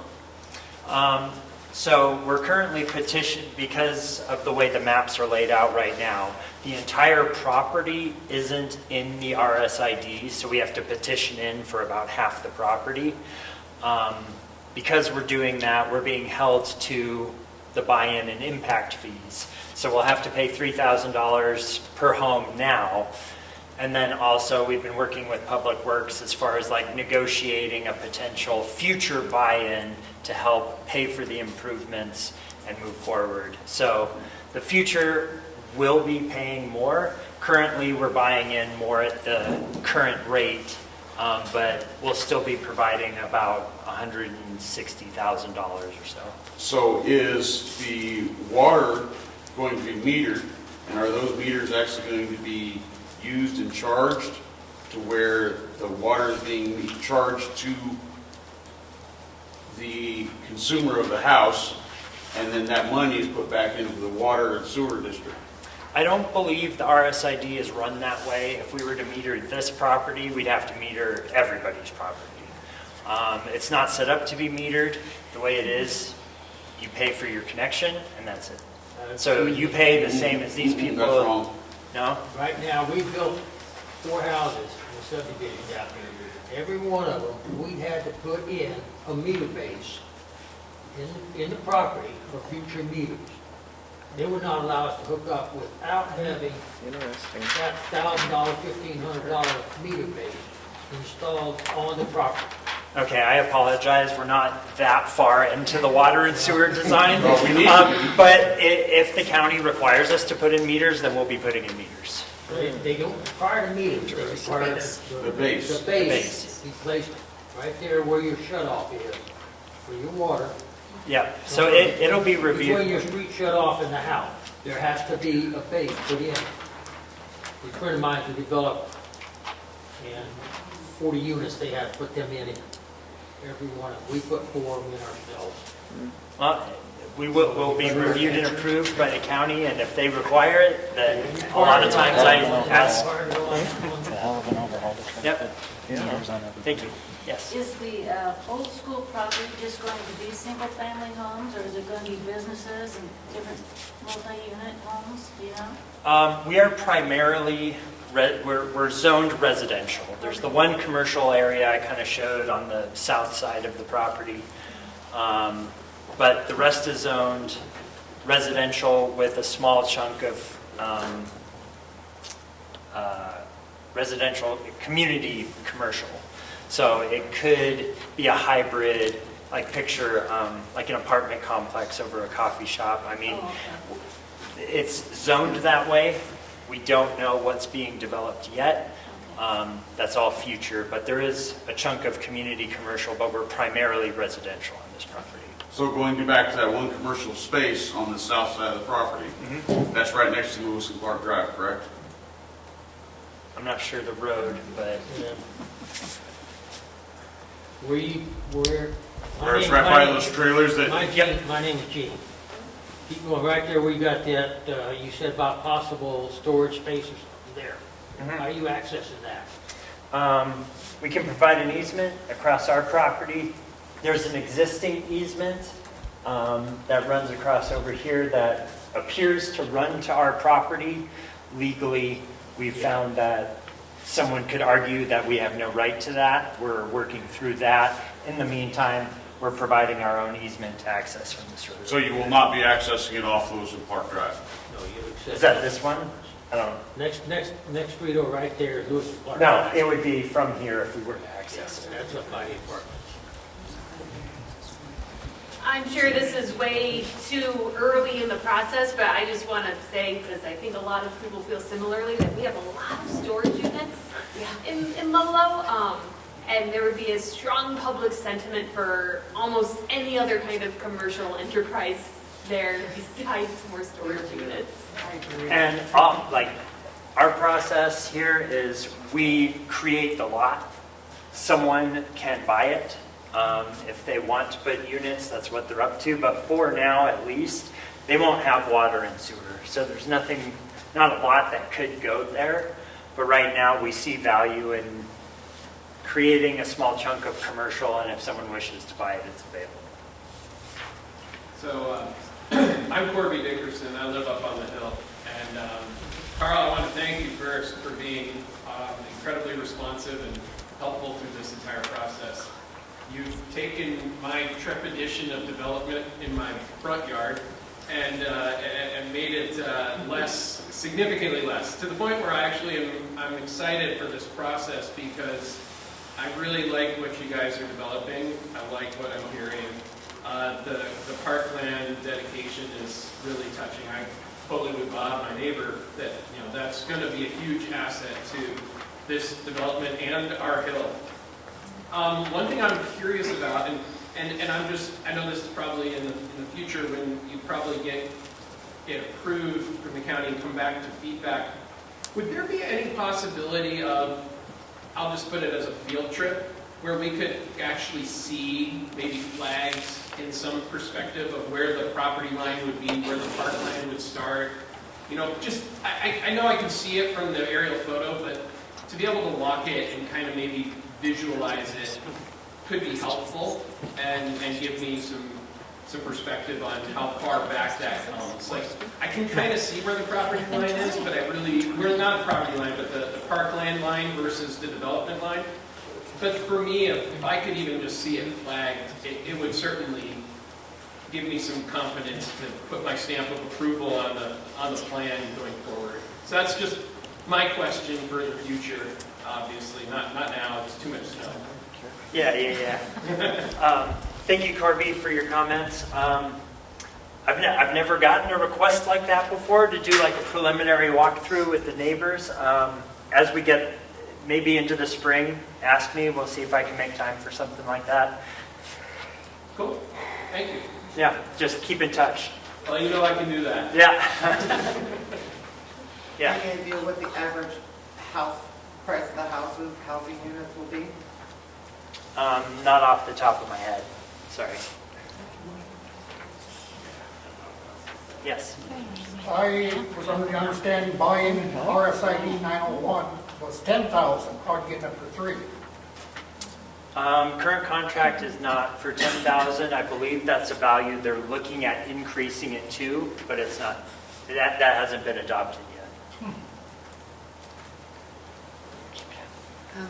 Are you going to do, so we've got that great parkland area, so how do you envision the neighbours using it? Is that like a hiking trail? Are you going to put, there used to be a frisbee golf course there, the school had, putting something like that back there, or is it just going to be purely a hiking trail or something? Our discussion with county parks right now is this, a lot of this was like kind of their brainchild and request.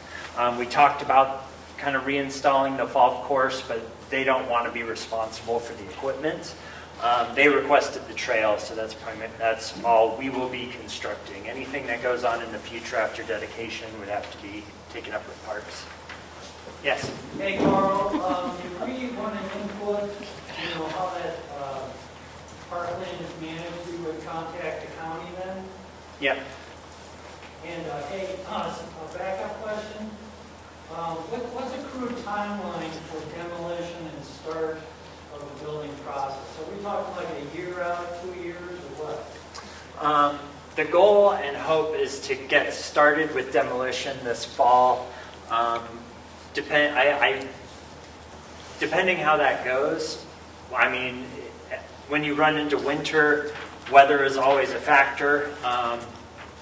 But I know the developers are excited to keep moving, so as we're going to move it as fast as we can after demolition starts, I would hope that we could start selling homes sometime, not this summer, but it would be like summer 26.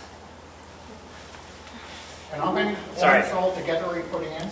Sorry, one. How many homes altogether are you putting in? 56. 56 total? For now, there could be, as far as the zoning allows, the maximum amount allowed out here is 250. I think at max, we could get to 150 living units total with multifamily living units on the lower. But for now, we're at 56. But the RSID doesn't allow for the multi-use yet, does it? No, that would not be allowed until the system is expanded. Judy, did I hear you say who the developers are? DeNova Homes. DeNova. California. Out of Montana? No, California. California. Patrick, raise your hand. Raise your hand. Oh, thank you so much. Yeah, thank sorry. you. No, it's great. So my neighbors in the second row there started to address my question, and you fed them a fantastic word salad. It was great. It didn't answer anything that they were talking about. So you are proposing 56 single-family homes. My understanding, since being a member of the community council here, is that when the Lolo school took its new location, that it didn't impact any of the water resources because they basically transferred it. And I think, even Dale, I think you gave us a report that you said it even was consuming a little bit less water or something to that effect. I'm just going off the top of my head, not from notes.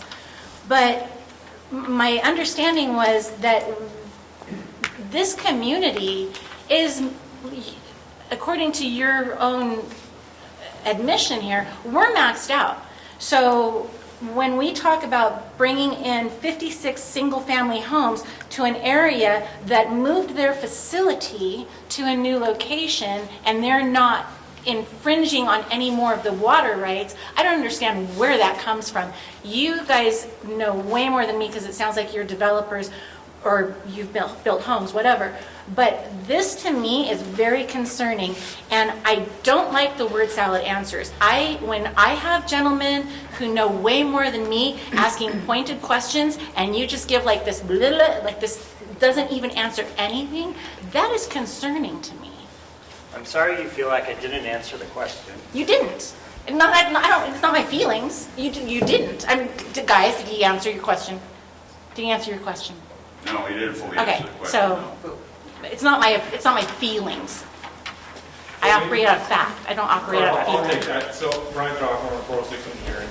So the way that the capacity works on the system is there's the exists, so the school moved, yes.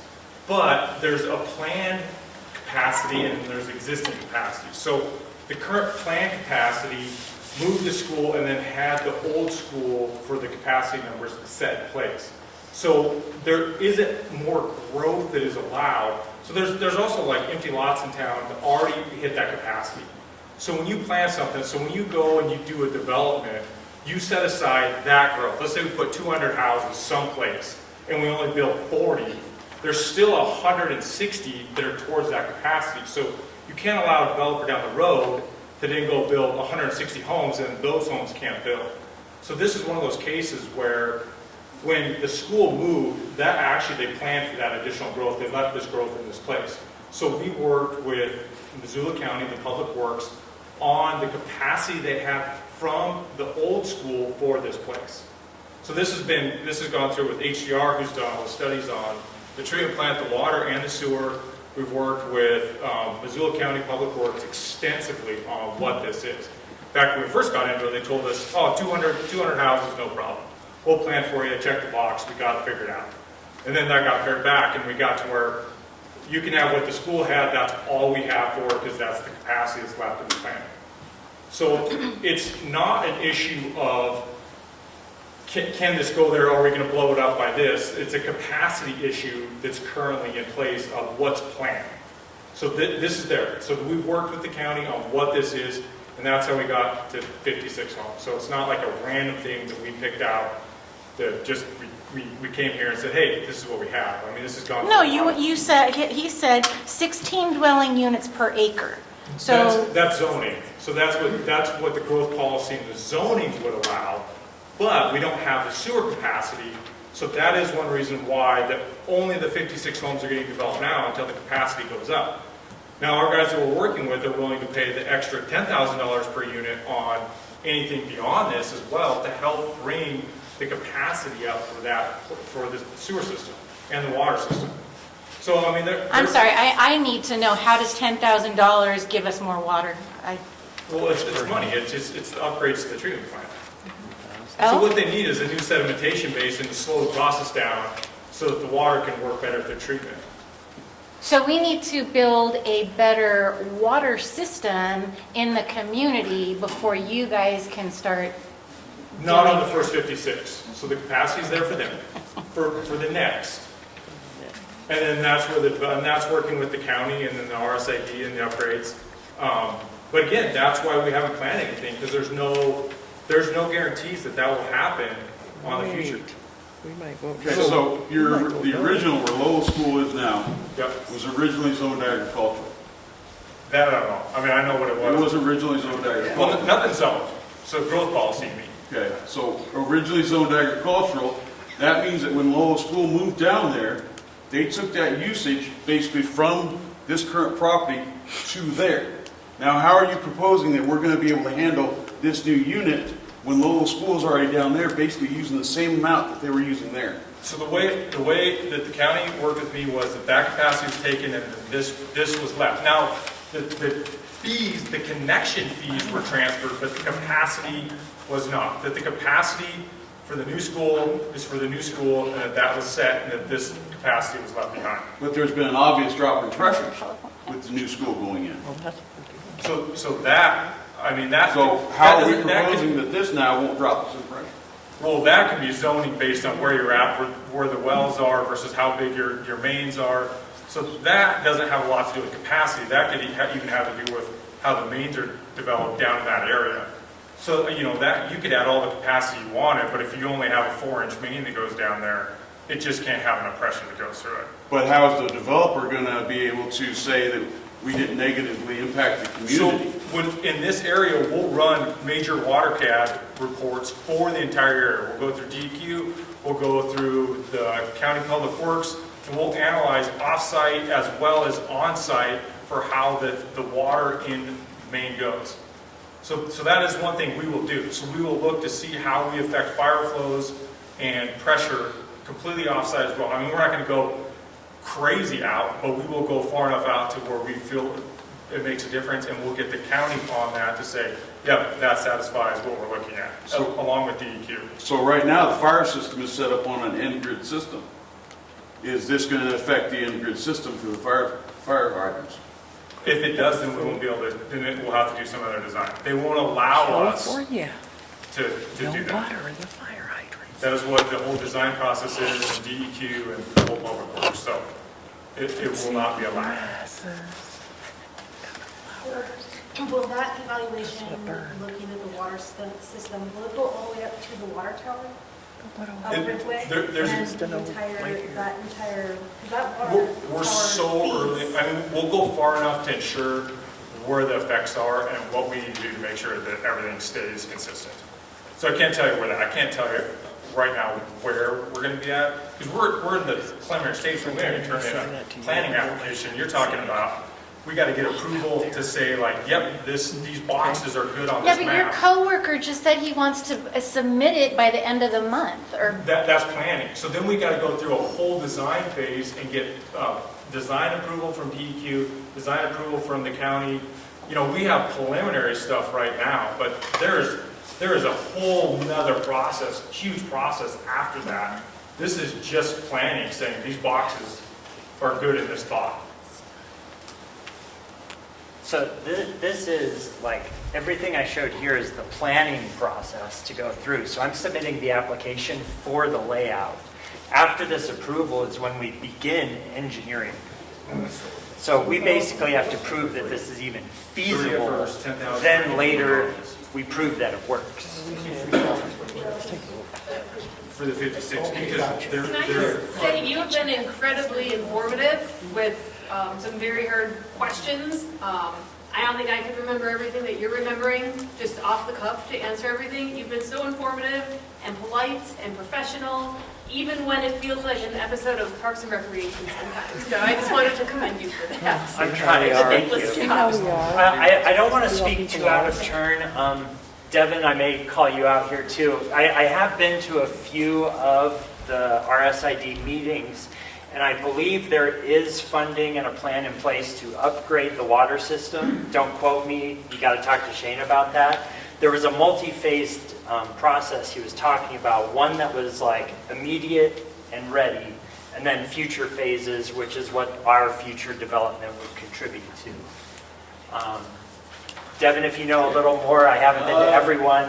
The RSID is going to go through some things here in the future. Our capacity is pretty close to tapped out, but some of that is dedicated to lots that haven't been built, like these people here. So there is some capacity right now. What we really need is to expand our water production capacity in our well, and we can't really build a new well on our current RSID because of the rules that are involved. And so there's going to be a huge community discussion about the sewer and water system for Lolo, because that's the only way we're going to move forward. Until any of that is worked out, these guys are limited to 56. We're not going to have any more water, we're not going to have any more sewage capacity until we work out some serious changes to RSID 901. So when you see those meetings come through, they're going to be far more important than this one. Make sure you attend those. Those are the ones that are going to be on your taxes. Speaking of taxes, I think RSID 901 needs to make sure that we all pay what we should be paying. Yeah, that's going to be one of the things, because, we're not paying based on use, we're paying based on our hookup, et cetera. And so there's going to be some discussion on whether we go to meters. And this discussion started a long time ago with the old RSID board, which is why these people have to put in connections so that meters can go in the future. They're putting the cost so that in the future, if we make changes, we have a way to pay for it. And I understand why that's frustrating them, because they're being told, hey, we need to do all of this, and then all of a sudden somebody's saying, hey, well, we have 56 units. It's the same 56 units that the school had when they shut down. The school's new location was designated for their current water use. They get to use that same amount of water. That's as much as they can use, and that's why they're sticking with this small number right now. Yeah, nothing is gonna happen past those 56 until we have major meetings about the RSID. I know Anders has been to several of those meetings and knows quite a bit. There's gonna be 3 options presented to the community, I think. So one of the things I just heard was, you said that these 56 homes right now are only gonna pay $3,000 for a hookup, correct? Because they're on the one, they can't, that's the legal amount. So the district is established, the contract's established at 3,000. That's what it is. You would have to go through and vote and change the district rules. But if RSID goes ahead and changes those rules to 10,000, and everybody else that has to pay 10,000, then you're only paying $3,000 after it changes. Well, you pay ahead, so that's part of like, right, basically, we're hoping to annex into the district and do that in the next 3 weeks because it's existing. So what you're talking about is a couple year process to get to the 10,000. So you're trying to cheat ahead. No, there's no cheating ahead. I mean, that's part of paying the process. And those will be paid for the homes are even built. That's just part of entering into the district. So do you realize at the same time then that you still have to pay a yearly usage fee even though you're not using those hookups? I did not. So I'll have to look and see. That would probably go on the There's lot like $300, $400 now. Yeah. Ours was 8. Well, there you $100 go. a year for maintenance. Yeah, and then that's part of creating a lot. It's just like as soon as you create a lot, you got to pay taxes on it, whether you build on it or not. So it's just part of the taxes. I'm sorry, I appreciate the discussion, guys, but we're not in charge of the RSID. I don't want to get derailed too much into that aspect of it because I don't control that. I don't have that information, and those meetings will occur. But that's not what I'm here to talk about. Yes. At what point in this process would ownership of that 16 acres transfer to the county that you would all be able to use that ownership access it? At the filing of final plat. So once we get approval from the county for the subdivision, we then they'll write conditions of approval that we then have to meet, which generally involves installing all the infrastructure and showing that we're meeting the plan. And then we submit final plat application, and once all the lots get created, that's when it'll be dedicated. Would it be after the physical houses are built? Or It would be before.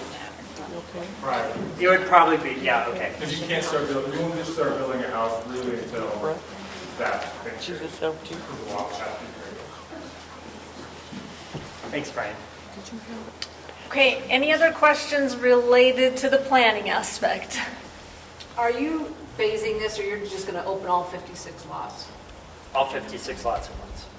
And then is there any other place in Lolo that has a 5-foot side setback, like what you're proposing in this one? There are other neighborhoods with similar layouts. I've presented those at previous meetings. I don't have a copy of that aerial right now. But on the other side of Highway 93, I believe there's another subdivision of similar density. Yes? Hey, Carl, when do you expect there will be another meeting or more information passed on to us? This is the neighborhood meeting after we submit the application. It then goes through planning board and county commissioners. So you'd have opportunities at those public meetings to come and address those board meetings. You can also reach out to us too. And then Missoula Voice will be, so at the, in a few months when Carl submits the application, you'll be able to look at it on Missoula Voice. You're with Missoula Voice? No, I was 406 engineering with Carl. Okay. So Jenny can tell you more of that with county planning. So there, and then you can submit, written comments as well on that. Right. I mean, it sounds pretty good to me so far. I think that everybody wants to stay informed. And, a lot of people are bringing up issues that might be really important to them, that's why I'm asking. So if I understand this, so you've got sewer and water provisions available for 56, right now 56 dwellings, single-family dwellings. And is that the capacity that the school was using at that point? Is that where we come up with that number? Yeah. So the school's moved, and now they're using capacity where they currently are located. What does that do to the total capacity? If they took their usage and moved it to another spot geographically, we've got 56 now dwellings that you say it's going to use up what the school used to use, or is that not true? Right. You see what I'm getting at? I'm sorry, I feel like we've kind of hammered this into the ground. I don't know how else we can describe, I don't know how else to explain it at this time, but the way those flows are allocated, reserved, and then put to use, the allocation is there, we just haven't put it to use. It just sounds like you said we're at capacity now, and so we're going to add 56 more. Because they paid $10,000. Sorry, folks. This has already been answered several times, and the school transferred the 56 units capacity when they sold the lot. It goes with the land. So It was there already. It's there already. That's what I was hearing. Yeah. Yes. So when these other homes are in several years when they're proposed and built, and the capacity then goes up, how do we have something secured so that everybody doesn't incur a cost in their taxes because our water system and sewer system have to be improved? Is there something in writing that has that covered so that we don't all get a big bill for it? That's part of the RSID. Sorry, Pat, but these folks can't answer questions on the We detailed so RSID. much already. So, I'm just trying to Sorry. understand. You're not water That's guys. all. Yeah. You did an awesome job. I just had these thoughts. And thank you, and I'm trying my best. Well, you did great. I work with Shane, and we have discussions. He has his knowledge, I have mine. We come to an agreement. He tells me, yes, you're approved for this, and that's as far as I can understand it. My job is to now get the planning application through and design the system for us. And I will say for anybody that is interested in that, I'll try and post it on our Facebook page when the next discussion at Public Works meeting is coming up. Those happen on Mondays at 8:30 every other week. And they don't always talk about Lolo's RSID, but I will make sure when I notice that they're going to talk about that, I'll put that on our Facebook page so you folks can tune into those Public Works meetings. Things aren't adding up here, right? So- Yeah, I'm not right. saying anybody's Never does. off the wall, but something doesn't add up here. Government. All right, folks, any other questions for Carl about the planning aspect of this? Okay, thank you, and again, reach out to me if you have questions. Thank you. Okay, last on the agenda, is there any public comment on items that were not on the agenda? Sure you want to go there? No, we got a lot. Hey, yes, that's what we're here for. Yes, we do want to go. We do. I'm serious, if you've got any. Danica, I got some questions about the RSID. Too soon. I'm not the one to answer them. Thank you all. Okay, informational items. Next regularly scheduled meeting is March 11th. Looks like everyone's out of here, so we'll call this meeting adjourned. All in favor? Aye.